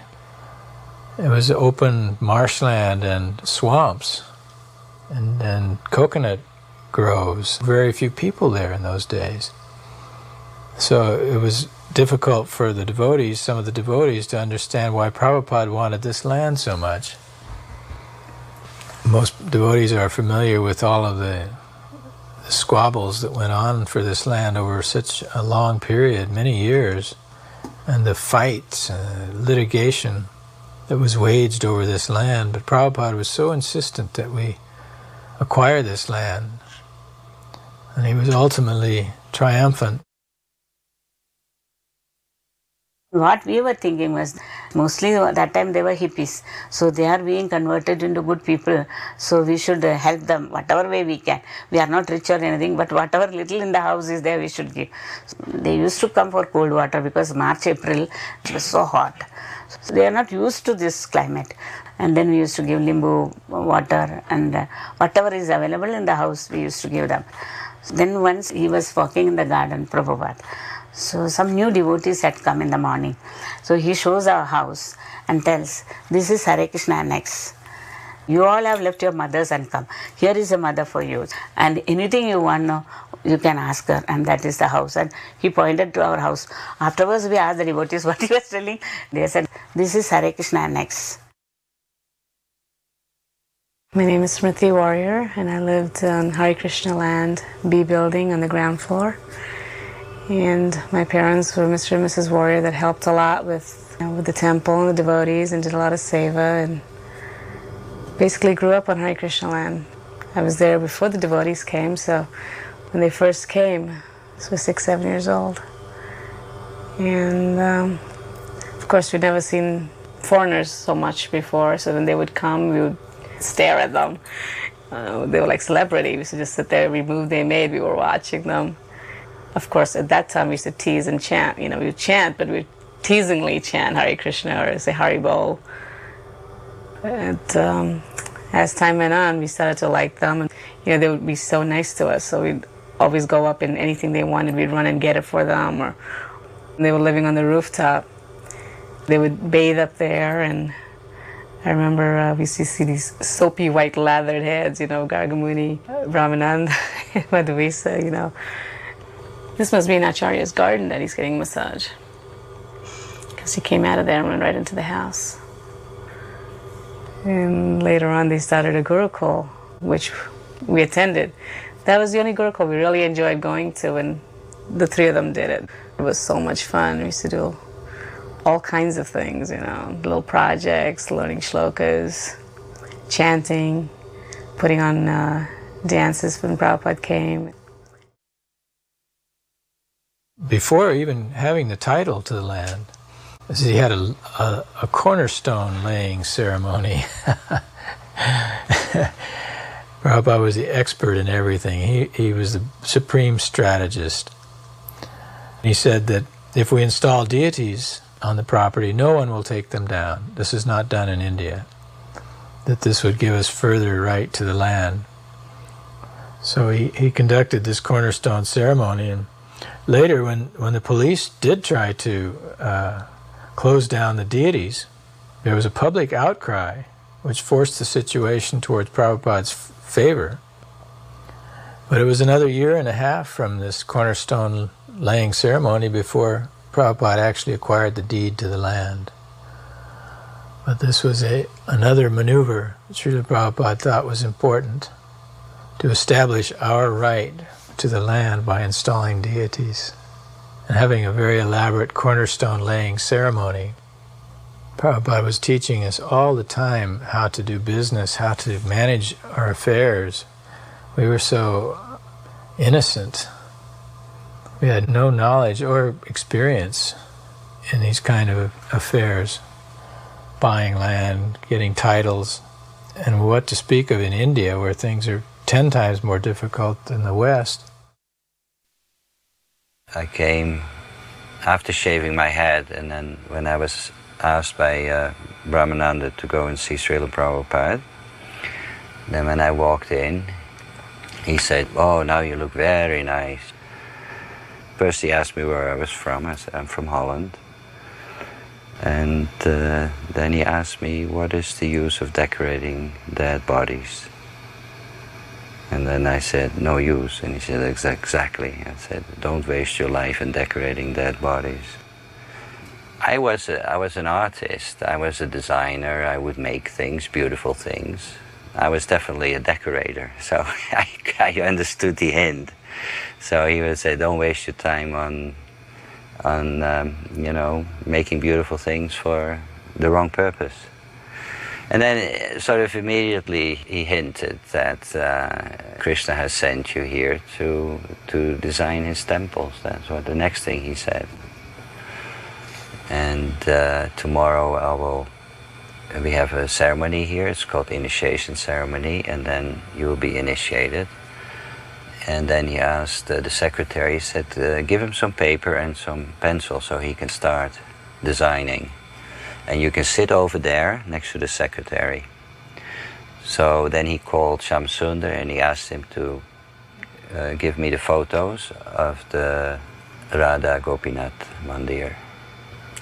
So I got 20, 30 different photos, different shots that they had taken, and that is the temple he liked, and he wanted that type of temple to be built in Bombay. I knew enough about the movement that was a great honor, and I could hear the reactions around me that people went like, "Krishna, Krishna." They were making certain sounds that was like, this is quite unusual. And I was also told later on that they had no record that Prabhupada ever did that before. A guy walking in and give him initiation the next day. So I could feel, yes, there was something that gave me the energy, there was something that allowed me to do this that normally I probably wouldn't be able to do. That I could feel. What does it mean to be empowered? And when Prabhupada tells you, you are going to do this, and that it actually happens, then you believe for the rest of your life that it exists. In the same house, Prabhupada gave me a conch, left-handed conch, and he said, Kartikeya has been such a great host to us and is well-wisher and so generous to us, and he has given me this conch which is supposed to bring a lot of wealth, and I want to give it to you. So he gave me the conch, and he said, I never expected to be able to do all this. I thought maybe we could just have some chanting, we could have a few devotees, but I never. And he referred to all the temple, all that. Because Prabhupada, when he was saying that, I never expected it, he was kind of laughing at himself. He was saying, hey, I went after a little fish and I caught such a huge fish, I don't know what happened, kind of thing. So I said, do you remember, Prabhupada, the story of Mullah Nasruddin, where Mullah Nasruddin is sitting by a lake and putting some yogurt in the lake, and people say, what are you doing? He says, I am trying to see if the yogurt the whole lake will catch to become yogurt, and say, how could that be possible? He said, yes, it's not possible, but what if? And we both laughed and laughed. What if? What if? I said, yours was the same thing. You just what if, and it caught on, and he says, yeah, and we just laughed around that, and it was a very joyous time. The setting of the cornerstone of a temple is an extremely important thing. What happens is when this pit is established, it is actually protected by Anantasesha, which means that it's very well protected indeed. And of course, the manner in which the ceremony takes place also determines the outcome of the power of protection that the pit has. Now, in the case of this particular cornerstone, Prabhupada later on confided, he said, when we first purchased this land from Mr. Nair, I did not see how we could keep this land. He said, but I thought, if I bring Krishna here and I ask Krishna to sit tight, if he sits tight, if he stays, then I knew that it is possible we will be able to keep this land. But he built the temple, and the temple is there today to prove what can be done. By the order of the pure devotee of the Lord, on his order, this temple was built by Krishna's protection. So even Prabhupada did not believe it was possible. Yet Krishna made it possible. So somehow this cornerstone laying was very significant in that regard, because this is certainly part and parcel of Prabhupada asking Krishna to sit tight. And we know historically that when the police came to drag people away, the devotee girl, Maiti Healy, was holding onto the pole, and they were pulling on her legs. And they tried to come with oxyacetylene torches to cut down the temple. Somehow they were cutting, but they could not finally get the deity away. So Krishna sat tight. But Prabhupada has that power, evocative power, to bring Krishna to a place, ask him to sit tight, and through the power of this pit of the cornerstone, made it stick for all time. I was a brahmachari, I was not even initiated at that time. And there was a class going on. And he asked this question in the class. He said, how do you know that Krishna is God? Why do you believe me? So some devotee said, because it says in the Bhagavad Gita, Ham Tvam Sarva Papavyo, all that, so quoting some verses from the Bhagavad Gita, or saying that because Prabhupada, no, but I may be lying also. I may be lying. How do you know that that Krishna is Krishna? So someone quoted from the Bhagavad Gita, some verse. He says, yeah, but whether you believe the Bhagavad Gita or not believe Bhagavad Gita, translation or interpretation may be wrong. How do you know that Krishna is Krishna? So actually I was very new devotee at that time. So all the senior devotees were giving their explanation, and Prabhupada kept saying, no, this is not a good answer, this is not a good answer, that's not enough. And then finally there was a little quietness. I was even afraid to say what I felt like saying. So very meekly I kind of put my hand up, and Prabhupada said, yes. And I said, Prabhupada, I believe it is Krishna because I can feel Krishna. When I say Krishna, I can feel him, I can feel it. That's why I believe in it. And then his eyes grew up like that, Yes! That is it. You can feel Krishna's presence. That's why you believe in Krishna. And he looked at me with so much happiness, like, that, yes, your answer is right. Whenever he was in Bombay, every morning, I would take his breakfast for him. He liked vadas. Whenever he came into town, he'd send a servant to tell Mrs. Warrior that he was here, and the next morning, idlis of vadas had to be given. And I used to take it in, and I used to wait around, waiting for Prabhupada to give me a sweet back in return. Sometimes he would tease me and give me a piece of idli back, or a piece of vada, and I would say, no, I want the sweet on your plate.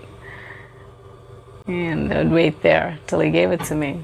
Times he would tease me so much that he would eat all his prashadam, and I'd still be waiting for my sweet. I'd never leave without it. And then he would go to put the last one in his mouth, and he would just hand it to me and let me go. Oh, he would laugh. He knew he was teasing me with it, especially when he'd pick up the Italy and he'd give it to me. There's a amused look in his eye, like, "Are you going to take it?" You know, I was stubborn. I wanted that sweet. That was it. I'd go in the evening too for the class just to get the sweet, the para, or the burfi that they were giving out.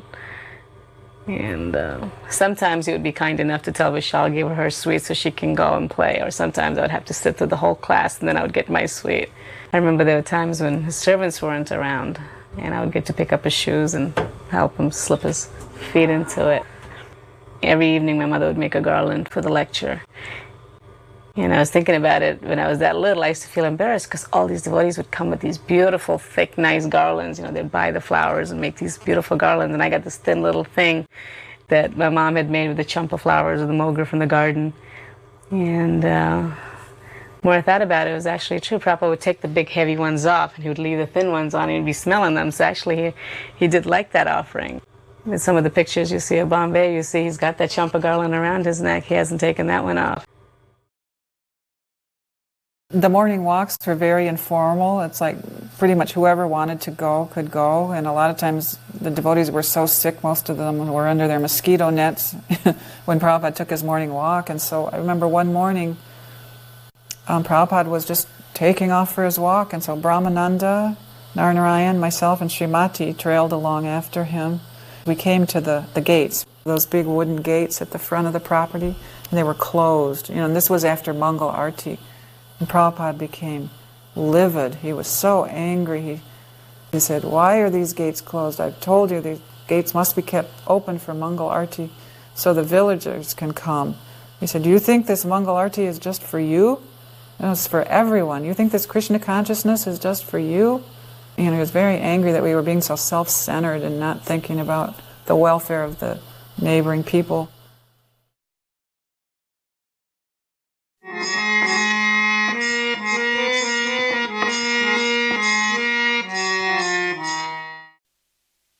I remember that in Melbourne he gave me second initiation, and I'd been initiated in 1971 by mail in Hong Kong. So I received one letter and he said, "Your initiated name is Jagajanani Devidasi." And then very shortly after that we received another letter in Hong Kong saying that the name has been changed to Jagatarini because there was already somebody of the name Jagajanani. So I had never received a fire sacrifice for first initiation. So I sat in on the fire sacrifice in Melbourne, and then he gave me second initiation upstairs in his room. Oh, then we all went out to collect Guru Dakshin, which was something new. It was a bit of a novelty. We weren't familiar with that concept then. And I remember going down one street nearby and going shop to shop, and one of the shops that I went into was a butcher's shop, and that man gave more than anyone else. So when I came back I commented on that to Srila Prabhupada, and I said, you know, I'd gone into this butcher's shop. It was a kind of a childish thing to say. And so he said, "Oh, that is very good," and you know, he's very kindly and fatherly. And at the end of that visit to Melbourne, I brought my parents to see Srila Prabhupada. And my mother and father came in, and my mother was very suspicious. She was uncomfortable. But my father was gracious, and so he sat near to Srila Prabhupada, and my mother hovered by the door, and then they gave her a seat and she sat down. And Srila Prabhupada had this blue-coloured type of a couch, French style, chaise lounge or something like that. And he was sitting on that, and he looked so elegant, so genteel. And they both sat down, and then the first thing Srila Prabhupada did was he looked at my father, who was respectful, and he said, "Your daughter will deliver you." And my father was a little embarrassed, I think. He couldn't really understand Srila Prabhupada's accent. So he started sort of laughing nervously, and he said, "Oh yes, we always thought she'd do something like that." And then Srila Prabhupada looked at him quite earnestly and said, "Don't think that she's given up your service." He said, "Because of her, so many generations forward and backward in your family will be delivered because of her." And he went on to explain to him that he had gone so many places in the world, and wherever he went, people thanked him for what he had done for their children, and he'd saved them from so many vices and so forth. And my father was very gentle, and so he was respectful. And afterwards Srila Prabhupada turned to me and said, "Your father is a gentleman." And then my mother, who was also very pious in that sense, but she was nervous. At the very end of that darshan, Srila Prabhupada took this carnation garland with solid, full of carnations, and he took it very gracefully from his neck, and then he asked his servant, "Give this to her." And so they handed her this garland, and she was so taken aback. He was so charming, and she didn't know what to say, and she took that garland home and put it on a plate of water and kept it as on like a vase, in some way, kept it and preserved it as long as she could in appreciation for that visit with him. This is the lecture Srila Prabhupada's giving at the town hall in Melbourne, Australia. In 1972, the devotees had gone to Melbourne after they had established the temple in Sydney, and they have become quite popular in Melbourne because of elaborate street sankirtan that was performed every day by the devotees in downtown Melbourne. Charu and Bhai Bobby were there, and Upananda was there, and there was a whole crew of, we called them the ecstasy crew. The ecstasy crew were people that didn't get initiated, but they religiously showed up every day for Sankirtan in downtown Melbourne. So right in the same street where the Melbourne Town Hall was located, the devotees were chanting up and down every day. So when Prabhupada arrived and they had Prabhupada's lecture at Melbourne Town Hall, it was quite widely publicized, and many of the people that had been seeing us on the street every day were there.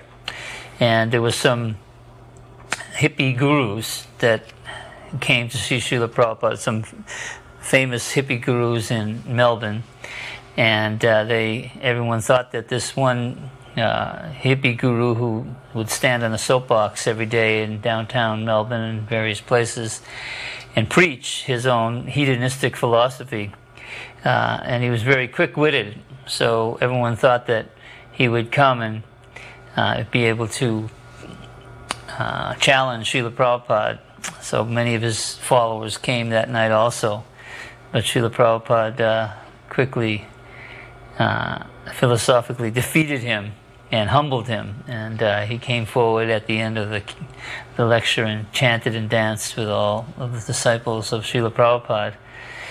And Prabhupada was very adept at defeating the impersonalists and the hedonists, and this Melbourne Town Hall lecture was quite a grand success for the devotees. It was a large turnout. There was over 2,000 people that came to that, and so it was quite amazing. For this universe is called Chaturdas Bhuvan,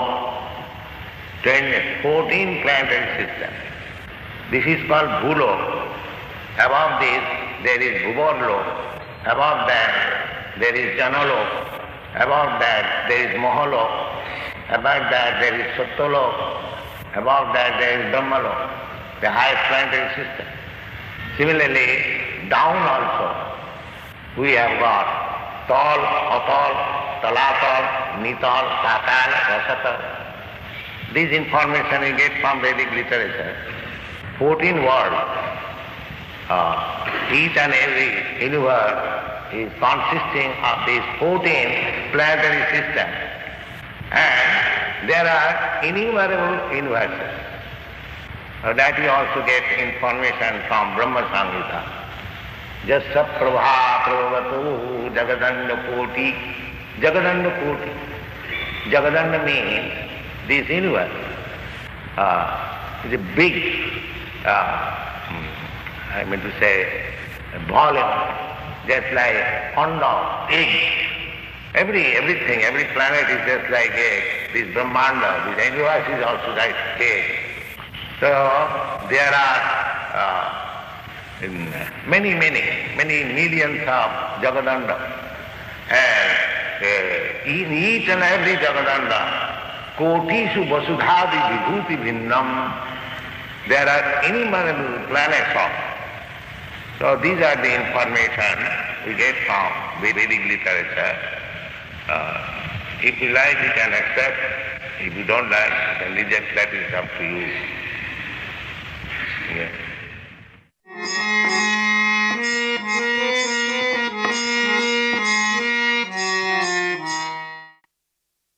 I was in a Vancouver temple and I heard that Srila Prabhupada was coming to LA, and I never seen Prabhupada before, so I got very excited and I asked Bahudak, which was the temple president, that I wanted to go meet Prabhupada, and he said, if you want to please Prabhupada, you stay here. So I said, okay, Prabhu. And as soon as he left, I ran upstairs to the Brahmachari ashram, and I didn't even take any clothes. I just grabbed my coat and I ran out the back door, and I didn't have any money, and I was in Canada. And so I started hitchhiking, went across the border, got across almost to the end of Washington State the first night, and Prabhupada is arriving the next day around 4 o'clock in LA. So I think it's about 1,000 miles away from LA. As soon as the sun came up, I started hitchhiking, and the first car that came over was a brand new Corvette, and this guy was an Air Force pilot. And he said, where are you going? And I go, I'm going to LA. And he said, jump in. And amazingly enough, he was driving about 120 miles an hour. It was great. It was fun. To make a long story short, he dropped me 2 blocks from the temple from LA, and I got there about 20 minutes before Prabhupada came in, and I ran upstairs, took a shower, put on a dhoti, put on tilak, ran outside into the alleyway, and flowers were showering from the top of the building, and the Prabhupada's car pulled up, and the door got open, and Prabhupada came out. It's the first time I saw him, and his smile was great, and the bodies were jumping up and down, and it was like being in the spiritual world. I think I was the first devotee widow, the first widow in the movement. And somebody told me that in India you can tell a person's status by how they're dressed, and it was important what you're wearing. And so it would please Srila Prabhupada if I put on all white. So I went to Culver Center and bought tons of white fabric and began wearing white. But I wasn't sure if that was correct. We were new at everything. You know, nobody knew much about Vedic culture. So I wanted to go before Prabhupada, have him see me in white, and then I felt like I would be able to tell by his reaction. Maybe he would say something or give me a nod or something, make a comment. So I was determined that Prabhupada would see me wearing a white sari. Every time Prabhupada would come to LAX airport, as soon as he walked through the terminal, if you said your obeisances and you really said the full prayer, by the time you stood up, you didn't even get a glimpse of him, especially if you were in a female body, because all the guys would stand in front of you, and you didn't get to see Srila Prabhupada. So I formulated a plan, and I didn't tell anyone. It was my big dream, my big secret, that the next time he was coming to LAX, I would wait at the bottom of the escalator with my daughter, and all the way down the escalator, he might only see me, and he might say something. So that's what I did. I dreamt about it. I planned it. I couldn't wait. And sure enough, I heard he's coming to Los Angeles again.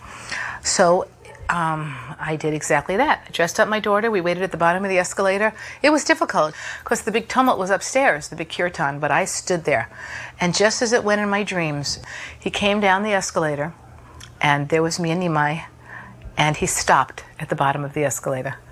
And he leaned forward. He took the little bouquet of flowers that we made for him. He looked at me, he saw the white sari, and I got a definite nod of approval. Without a shadow of a doubt, I got the nod of approval. Very pleased nod. And that one nod, the power of Prabhupada's nod, kept me in white for 18 and a half years because of that nod. Meanwhile, what was humorous is the escalator kept going, and so all the sannyasis that were right behind him were getting squished like an accordion. We were always told that Srila Prabhupada's favorite flower was the yellow rose. So I brought one to the airport to give to him. So he steps off of the mover and comes to the firm ground, and I'm standing there right in front of him. And he looks at me right in the eyes, and I hand him the rose. He takes the rose and gently nods his head and walks on. And for that one moment also, the kirtan, all the devotees and chanting, it just seemed to just be a moment of silence that I got to share with Srila Prabhupada. And just one moment in time that Srila Prabhupada accepting a gift from me lasts a lifetime. Because all the devotees were coming back from the airport. And I remember meeting Prabhupada's feet before meeting Prabhupada. I just remember him walking by as he was coming into the temple room and just seeing his feet walking. And I just remember that there was so much light around his feet. And I could kind of see Prabhupada as, you know, a great, huge being, because I was looking up from the floor at him. And that's like kind of etched in my mind, that wonderful memory of just seeing his effulgent feet and then, you know, kind of working my way up from the feet up to his golden smile.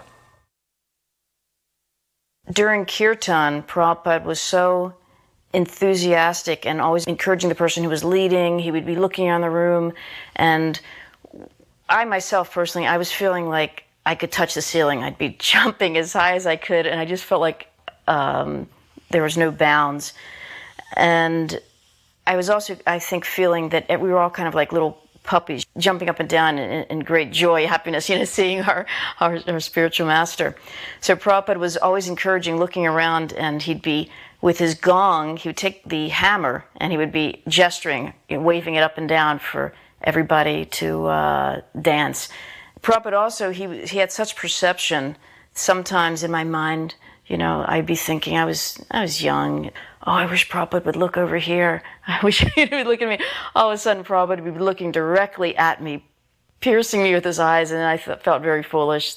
But Prabhupada always fulfilled your desires that way. So it was always a special experience every day for months, being able to have that mercy of dancing in front of Prabhupada.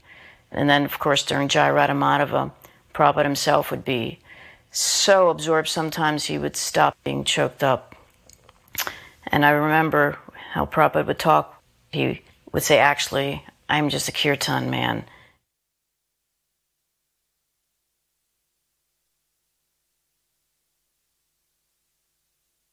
One time we were on the beach walking like this, and crabs were going out, and the crabs were running into the water as it was coming in. So Prabhupada indicated that they had a relationship, and he was explaining that a big elephant cannot go against the waves of the sea, even though he's so strong, but a little fish can swim out against the waves, and the reason is because the fish has an intimate relationship with the sea. So in the same way, a devotee, he can surpass all others because of his intimate relationship with Krishna. He can do things that non-devotees cannot accomplish. In Los Angeles, I would take Prabhupada out for his morning walk, and one day he would go to Venice Beach, and one day he would go to Cheviot Hills Park, a big beautiful park with a golf course. And one day he would go to the very wealthy part of Beverly Hills. And there was one house that had plate glass windows in the front, and every time he would walk by that house, a big German Shepherd would come up and bark at the window. So this one day we're walking by that house, and the person in the house opened the front door and let the dog out. And the dog came running across the front yard towards Prabhupada and me.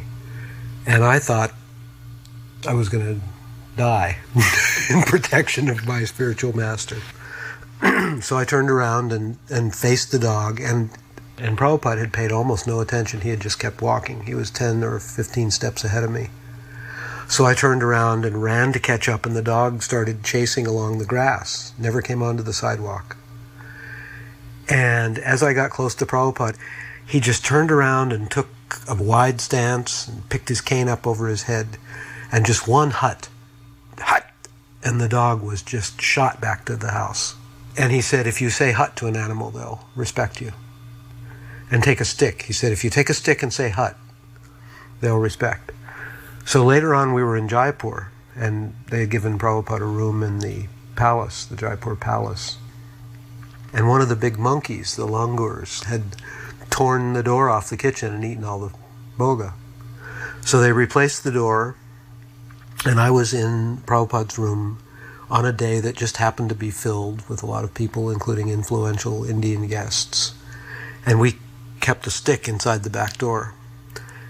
All of a sudden there's a noise outside. You can hear this door rattling. And I look out the screen and there's a monkey trying to take the door off the kitchen.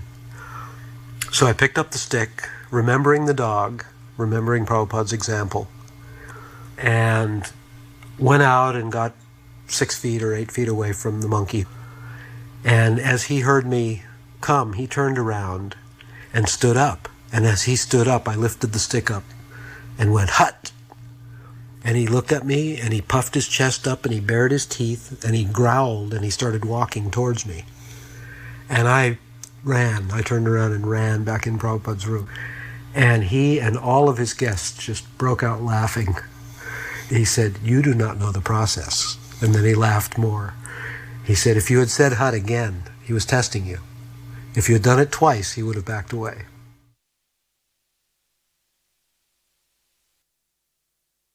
A couple of days a week you were at the incense factory. A couple of days you were on Sankirtan.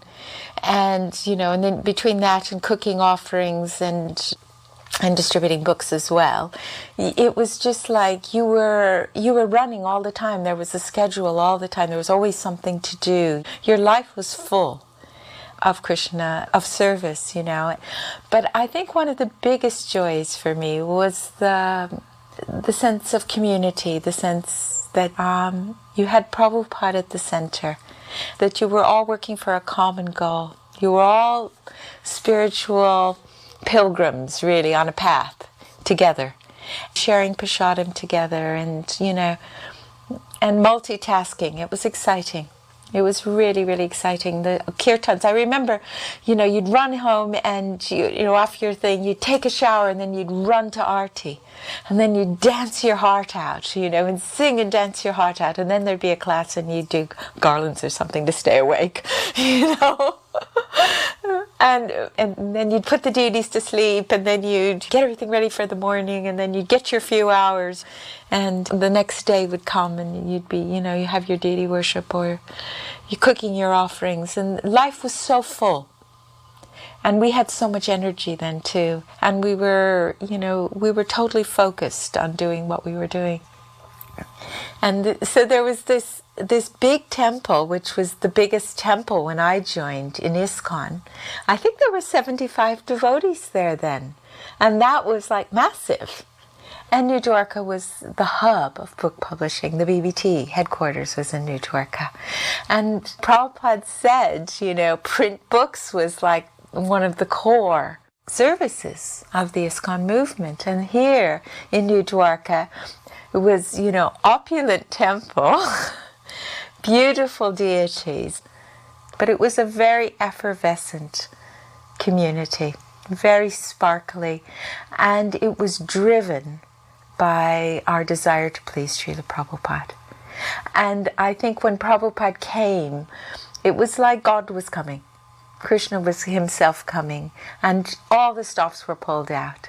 And, we were up for days and nights just making sure that everything was really done to as paka as possible. And I think in some way Prabhupada, when he came, he just, appreciated our enthusiasm and our dedication. And it was an absolutely rich experience. And, I'm very thankful I had all those years.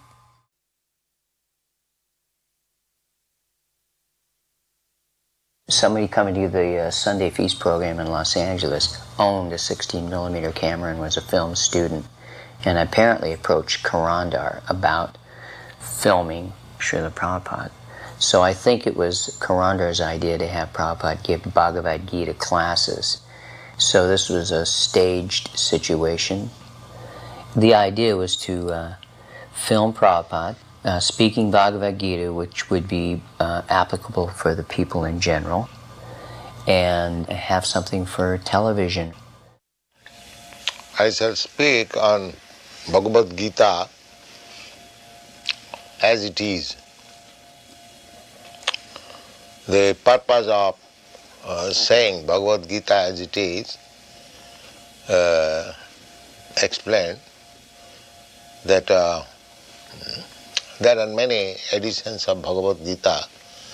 They are interpreted in their own way, giving up the spirit of Bhagavad Gita. So this particular name, as it is, significant. Perhaps there is no other edition of Bhagavad Gita where it is written as it is. In this connection, Professor Dimmock of Chicago University has written a foreword, and he very much appreciates the theme. He says, Swami Bhaktivedanta comments upon the Gita from this point of view, and that is legitimate. She accepts that Bhagavad Gita as it is legitimate presentation of the great book of knowledge. And he also says, more than that, in this translation, the Western reader has the unique opportunity of seeing how a Krishna devotee interprets his own texts. So, about Krishna, the devotees actually can interpret about Krishna book. Others, if they are not devotee, how they can interpret on Krishna? Just like a member of a family can say very nicely about the head of the family, how outsiders can say about the family. That is not possible. Similarly, about Krishna, a Krishna devotee can speak nicely, not others. Others have no right to speak about Krishna. And Krishna also admits Arjuna as the right student of Bhagavad Gita. In the beginning, Krishna says that I have selected you as my student because you are my friend and you are my devotee. So, in other words, we can understand that Bhagavad Gita can be understood who has intimate relationship with Krishna. Just as Krishna says, you are my dear friend. That is intimate relationship with Krishna. And without becoming a devotee, nobody can be intimately related with Krishna. These are the factors to be understood. So, this Bhagavad Gita was spoken 5,000 years ago to Arjuna in the battlefield of Kurukshetra, and the science of understanding God is there in this Bhagavad Gita. Bhagavad Gita is the science of God. Everything has got some science, scientific book to understand that particular subject matter. Similarly, there are different types of concept of God. Generally, they take it as an idea, but we don't take it as idea. we take God as concrete fact. Just like you are seeing me, I am seeing you. This is concrete fact. Similarly, a God can be seen by you, and God is already seeing you. There is no doubt about it. But you can see also God. So that process we have to understand, how to see God. That process is mentioned in all the Vedic scripture. That is called Bhakti Yoga, that process. Krishna also says in the Bhagavad Gita, Bhaktya mam abhijanati javan jasyami tattva. If anyone wants to know Krishna, what he is, then one has to accept the process of Bhakti Yoga. There are different types of yogas. Yoga means linking oneself with the Supreme Personality of Godhead. So, speculative yoga will not help us. You have to take concrete yoga. Concrete yoga is Krishna consciousness. So,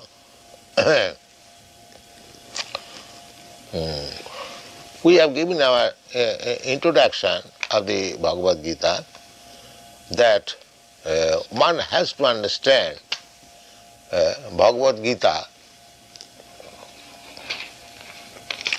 as it is directed in the Bhagavad Gita.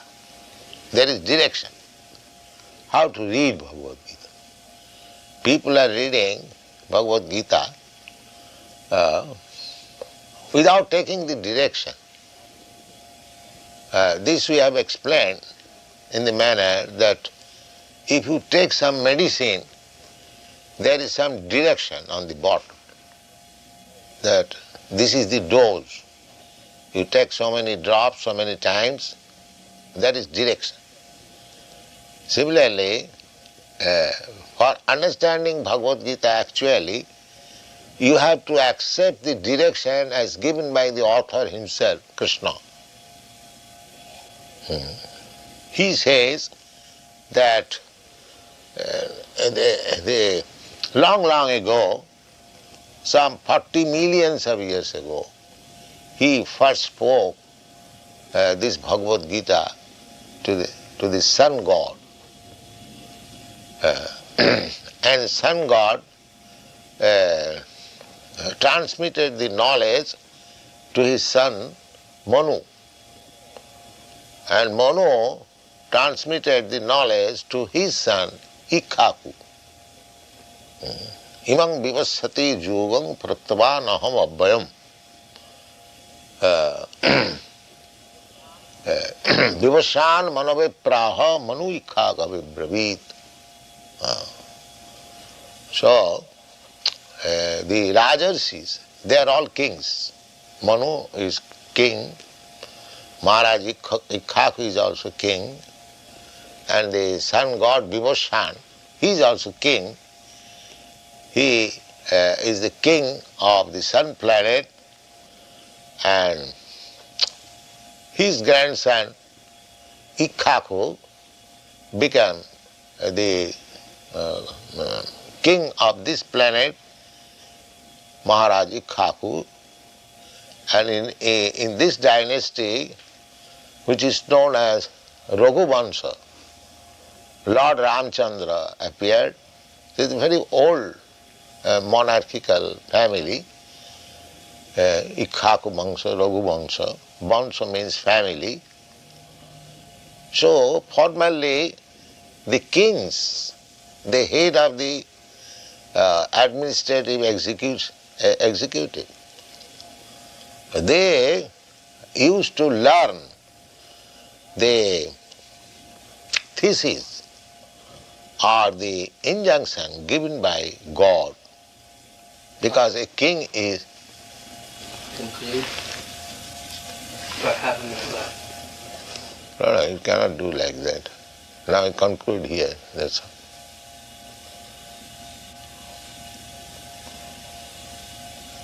So we should just change over. We can change loads, we can pick up right there from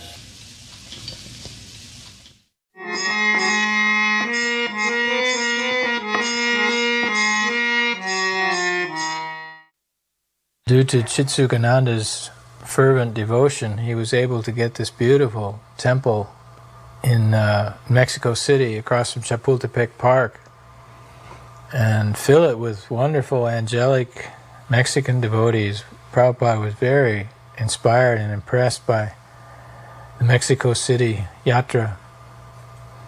When he was there in Mexico, he talked a lot about the relationship between Catholicism and Krishna consciousness, that at heart there is no difference.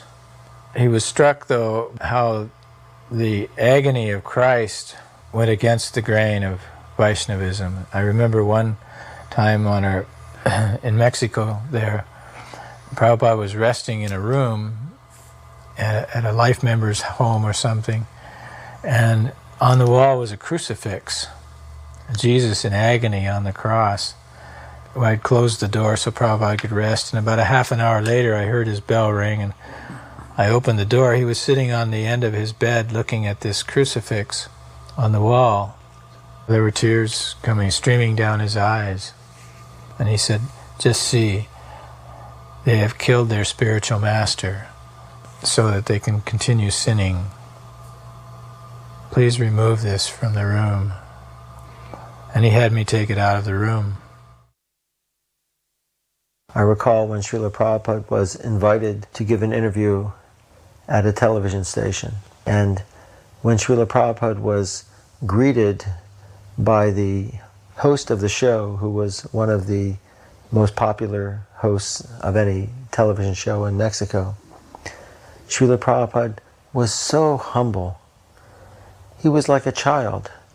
When the interviewer shook his hand to greet him, Srila Prabhupada smiled back at him with so much humility it practically melted my heart.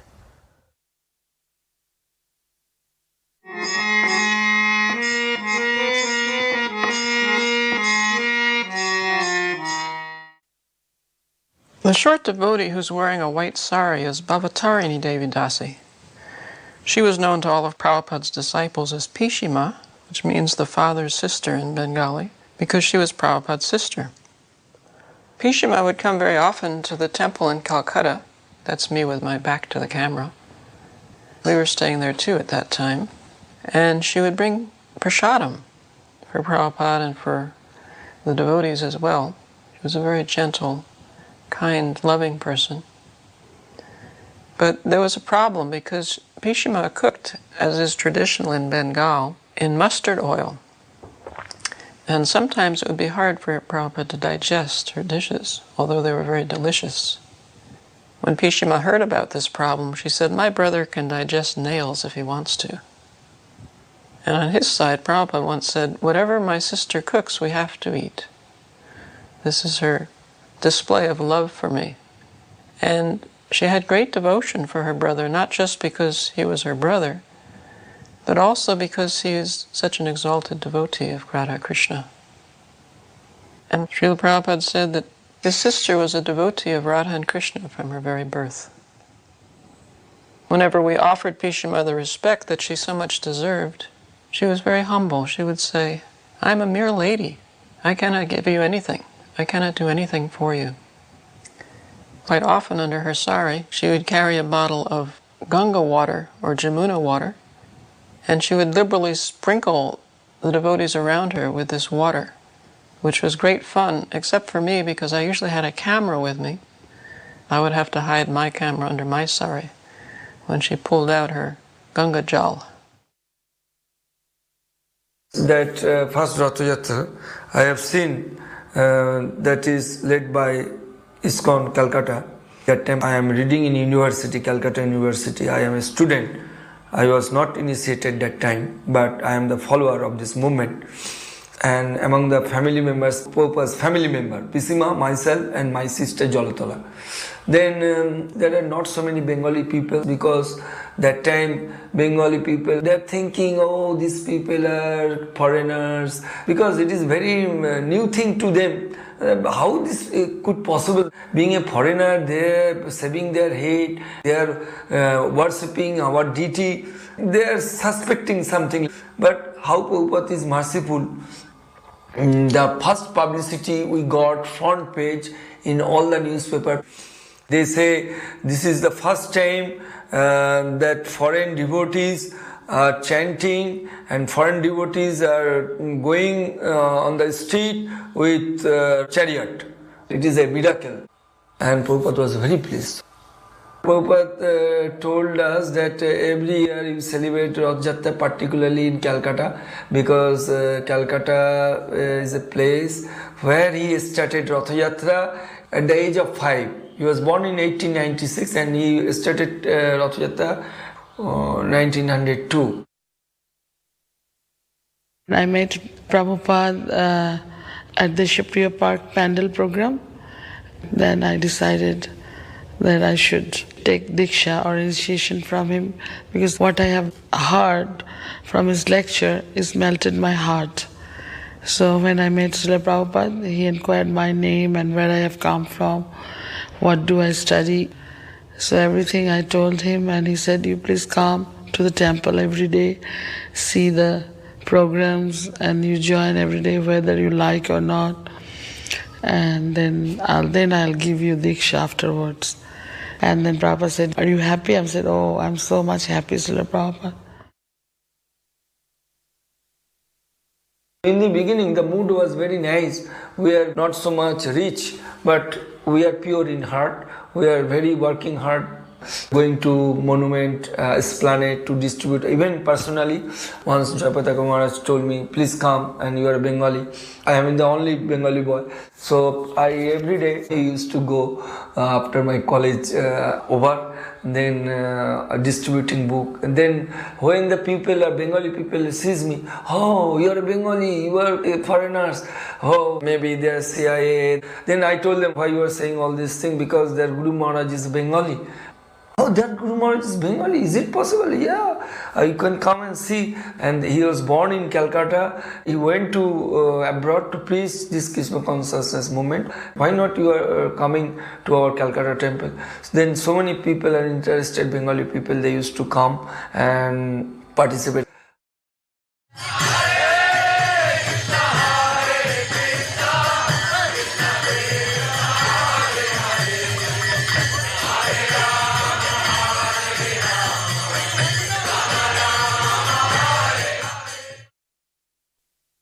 I was a new devotee then, and I was very doubting, skeptical.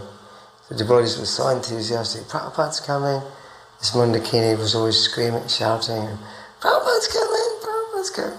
And I was thinking, who is this Prabhupada, you know?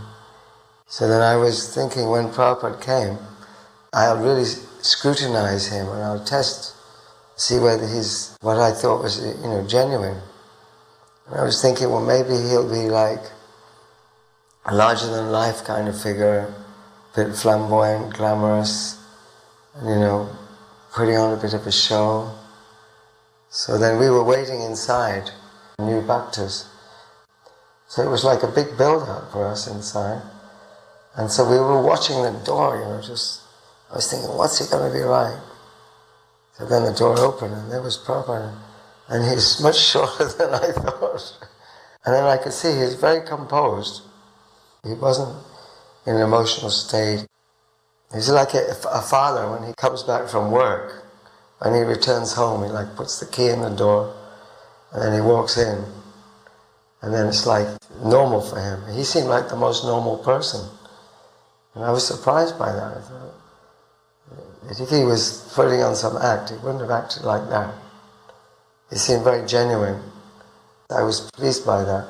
He passed my test. I was expecting him to see him put on some kind of act.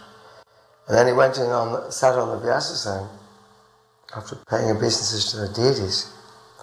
And I thought, well, what's he going to say? Because I've been reading Prabhupada's books.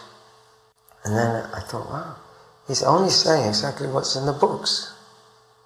So then again he passed the test. He didn't try to say anything new or invent something special. He kind of passed my test. in a way that I wasn't expecting. So I was satisfied. In 1972, I was a temple president in London, and Srila Prabhupada noticed that there were so many boys and girls staying in the temple. In fact, in the morning, sometimes you'd have to step over sleeping bodies to get down the stairs. And we needed space to expand. And of course, asking George Harrison to give us a place was the logical course, but we had a policy never to ask George for anything. So during the spring and summer of 1970, I was living at George's new 38-acre estate in Oxfordshire, Friar Park. And I would often mention how crowded we were at Berry Place. And he would say, well, maybe I can do something about that.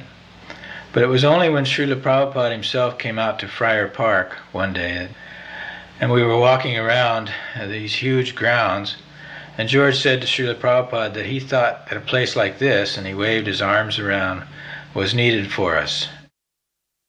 Here we're looking at one particular property called Runnymede Park, which is very close to the River Thames.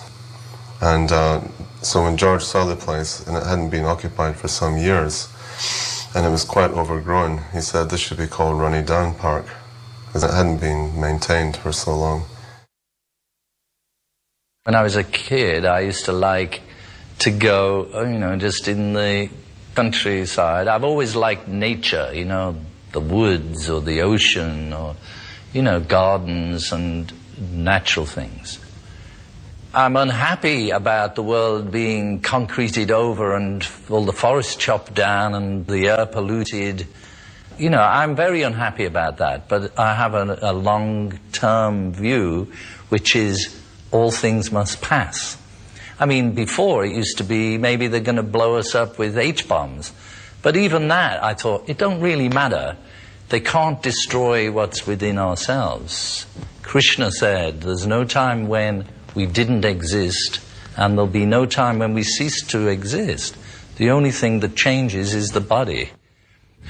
But the music really was the key that opened the door into the yoga and the yogic philosophy and the Vedic scriptures, which is really the foundation of everything. It gave some sort of backbone to my life. So I often had the chance to drive Prabhupada from the temple to the park where he was going to walk in our Ford Transit Sankirtan van. And he would sit in the front seat, chant japa quietly. Sometimes he would be reciting Shikshastakam in a barely audible voice, Cheto Darpana Marjanam, like that. He would sing it to himself. I remember once we were walking in Hyde Park, and there was a big group of devotees, and they're all chanting japa, so it made quite a bit of noise. And there was some bum sleeping on a park bench. So he was woken up by this, and then he saw this big crowd of devotees bearing down on him, and he was a bit sort of frightened or freaked out. And the Prabhupada said, "Good morning," in a very polite way, and then he responded. One morning in Russell Square, Prabhupada told the story of the yogi and the mouse, and he really got into it, and he started acting out the parts. And we all stopped, and he was entertaining us with the story. And finally, when he got to the sort of the punchline, when the mouse has been transformed into a cat and then a dog, and finally the mouse is a tiger, and turns towards the yogi, and Prabhupada acted the part of the tiger, and his eyes became very big. He said, "Oh, now I will eat you." And then the yogi said, "Again become mouse." The way he acted out the part, his eyes became so big and wide. Prabhupada was such a wonderful entertainer. And one morning there was a couple of big swans. They were on the bank, and when the group came around, they retreated into the water. And Prabhupada said, "See, they feel safe when they take shelter of the water. Similarly, a devotee, takes shelter of Krishna and feels safe." Another morning, Prabhupada's servant had broken off some twigs for him to use as a toothbrush. and this was in Regent's Park. And his servant returned to the group, pursued by a park attendant who was very upset that he'd broken the twigs off. And somehow the incident was diffused, but Prabhupada was disgusted. He said, either directly to the attendant or to us, he said, "You came to India for 200 years, you exploited and stole so many things from our country, and you won't even let us take a twig from your park."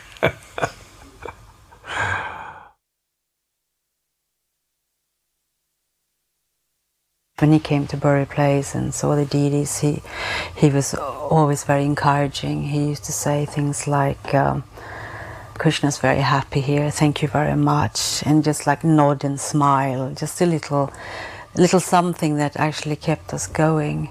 And one time when he came, he was saying that when the deities are beautifully decorated, your heart becomes beautifully decorated. And when your heart is beautifully decorated, then very soon you will see Krishna. They're making a new Vyasasan, so I've been requested to upholster that Vyasasan. So most devotees went off to the airport to meet Prabhupada, welcome Prabhupada, but we were still trying to finish this thing up before he arrived, so we managed to finish, get it in the temple room, and it was green with gold trim around it. So Prabhupada came and immediately everyone was offering his obeisances, and I was completely overwhelmed. I'd never seen such a personality. Immediately I had extreme emotions of crying and stuff, and I was quite overwhelmed. Then we went in, Prabhupada took darshan, he sat down on the Vyasasan and started giving the lecture. And then just as he finished the lecture, he mentioned something about the Vyasasan, "Oh, this is very nice."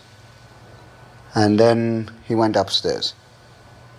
And as soon as he got there, it seemed like, he just arrived. And then immediately somebody said, "Oh, Prabhupada saying something about the Vyasasan, you should go up there."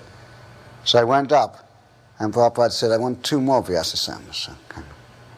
He said, "Yes, they should be small size, because every day Lord Brahma and Narada Muni come here for the evening artik.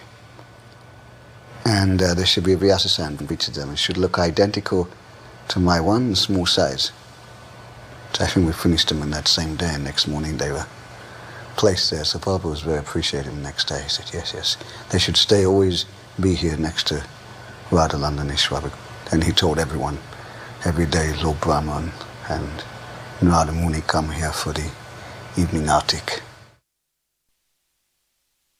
We went down early to Marble Arch to help decorate the cart. And Prabhupada arrived. Just again, when he stepped out of the car, the devotees just took off, they just left the ground, and there was such incredible joy on everyone's faces, and such a feeling of safety and security being around Prabhupada.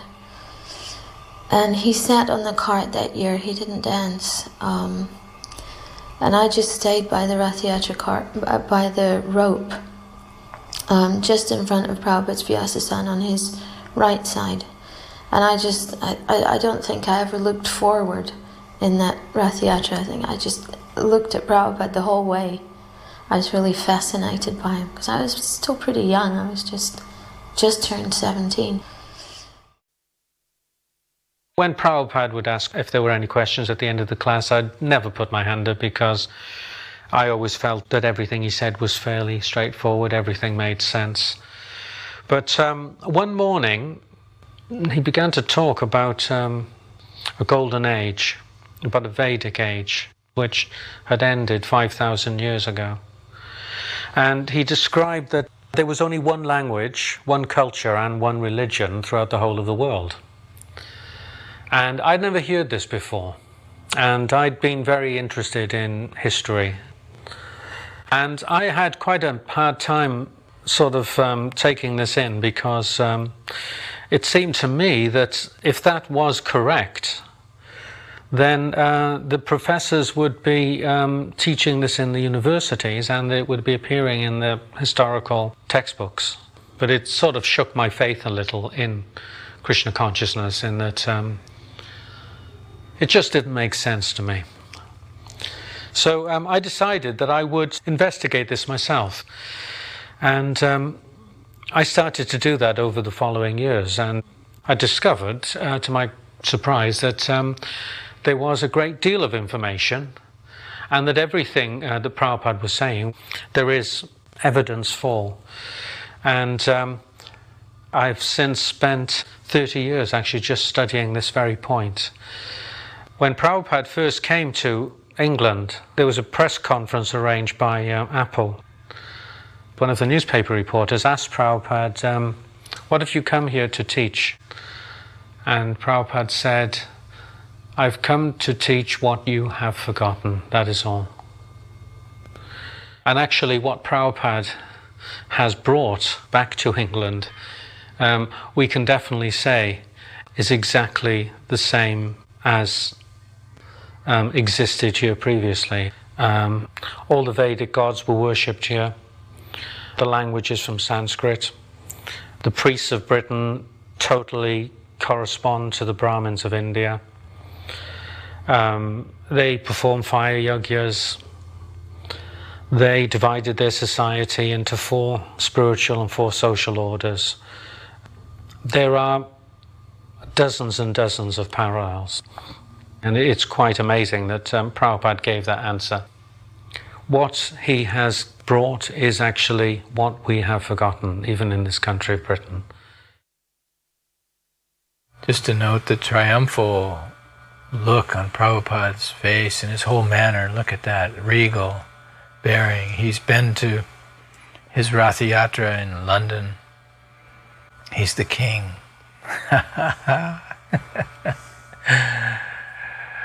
Oh, we did everything in our power to make the situation around him so that he would appear as a king. If you look at the faces of the devotees, they all look tense and sort of pensive and sad and anxious because, Prabhupada's leaving and he's been staying in London for 5 or 6 weeks, and now suddenly he's going.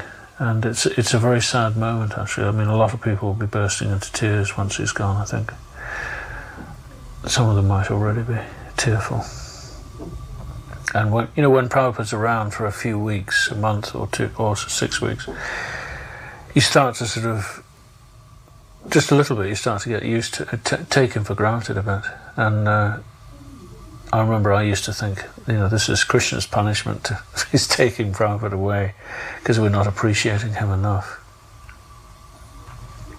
We went with him right up to the passport barrier, but we couldn't go with him any further. We're seeing the public faces of Prabhupada in these videos, but the private moments with Prabhupada in his rooms were, of course, the most attractive to the devotees. Those were not captured in film so much. But the end of the day or early in the morning, sitting in Prabhupada's room while he discussed the daily activities, or giving our reports at the end of the day of what we had accomplished during the day, these were the most delightful moments with Prabhupada, most intimate and surprising moments. Prabhupada never, for a moment, was predictable in any way. Everything he did and said was a complete surprise. In all the years that I used to open the door to his room and go in, I never, ever lost that feeling of slight anxiety when I opened the door that I couldn't predict what was going to happen. I knew it would be wonderful, and it would be a total surprise. But you could never tell what the spiritual master was going to do or say. Goodbye, Prabhupada.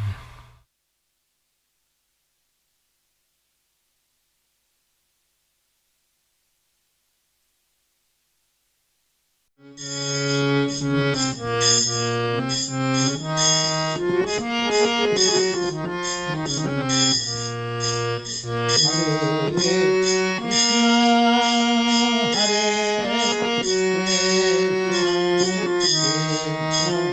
Krishna, Hare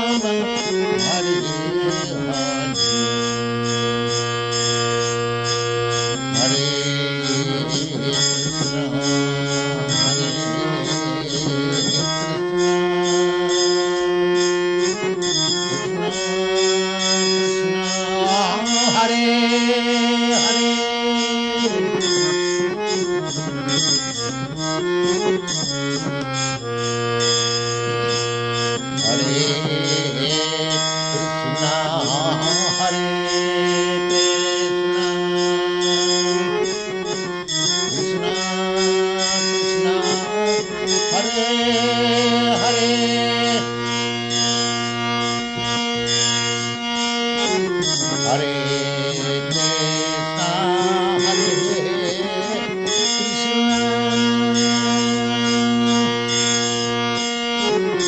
Hare Krishna, Hare Krishna, Krishna Krishna, Hare Hare, Hare Rama, Hare Rama, Rama Rama, Hare Hare, Hare Krishna, Hare Krishna, Krishna Krishna, Hare Hare Rama, Hare Rama, Rama Rama,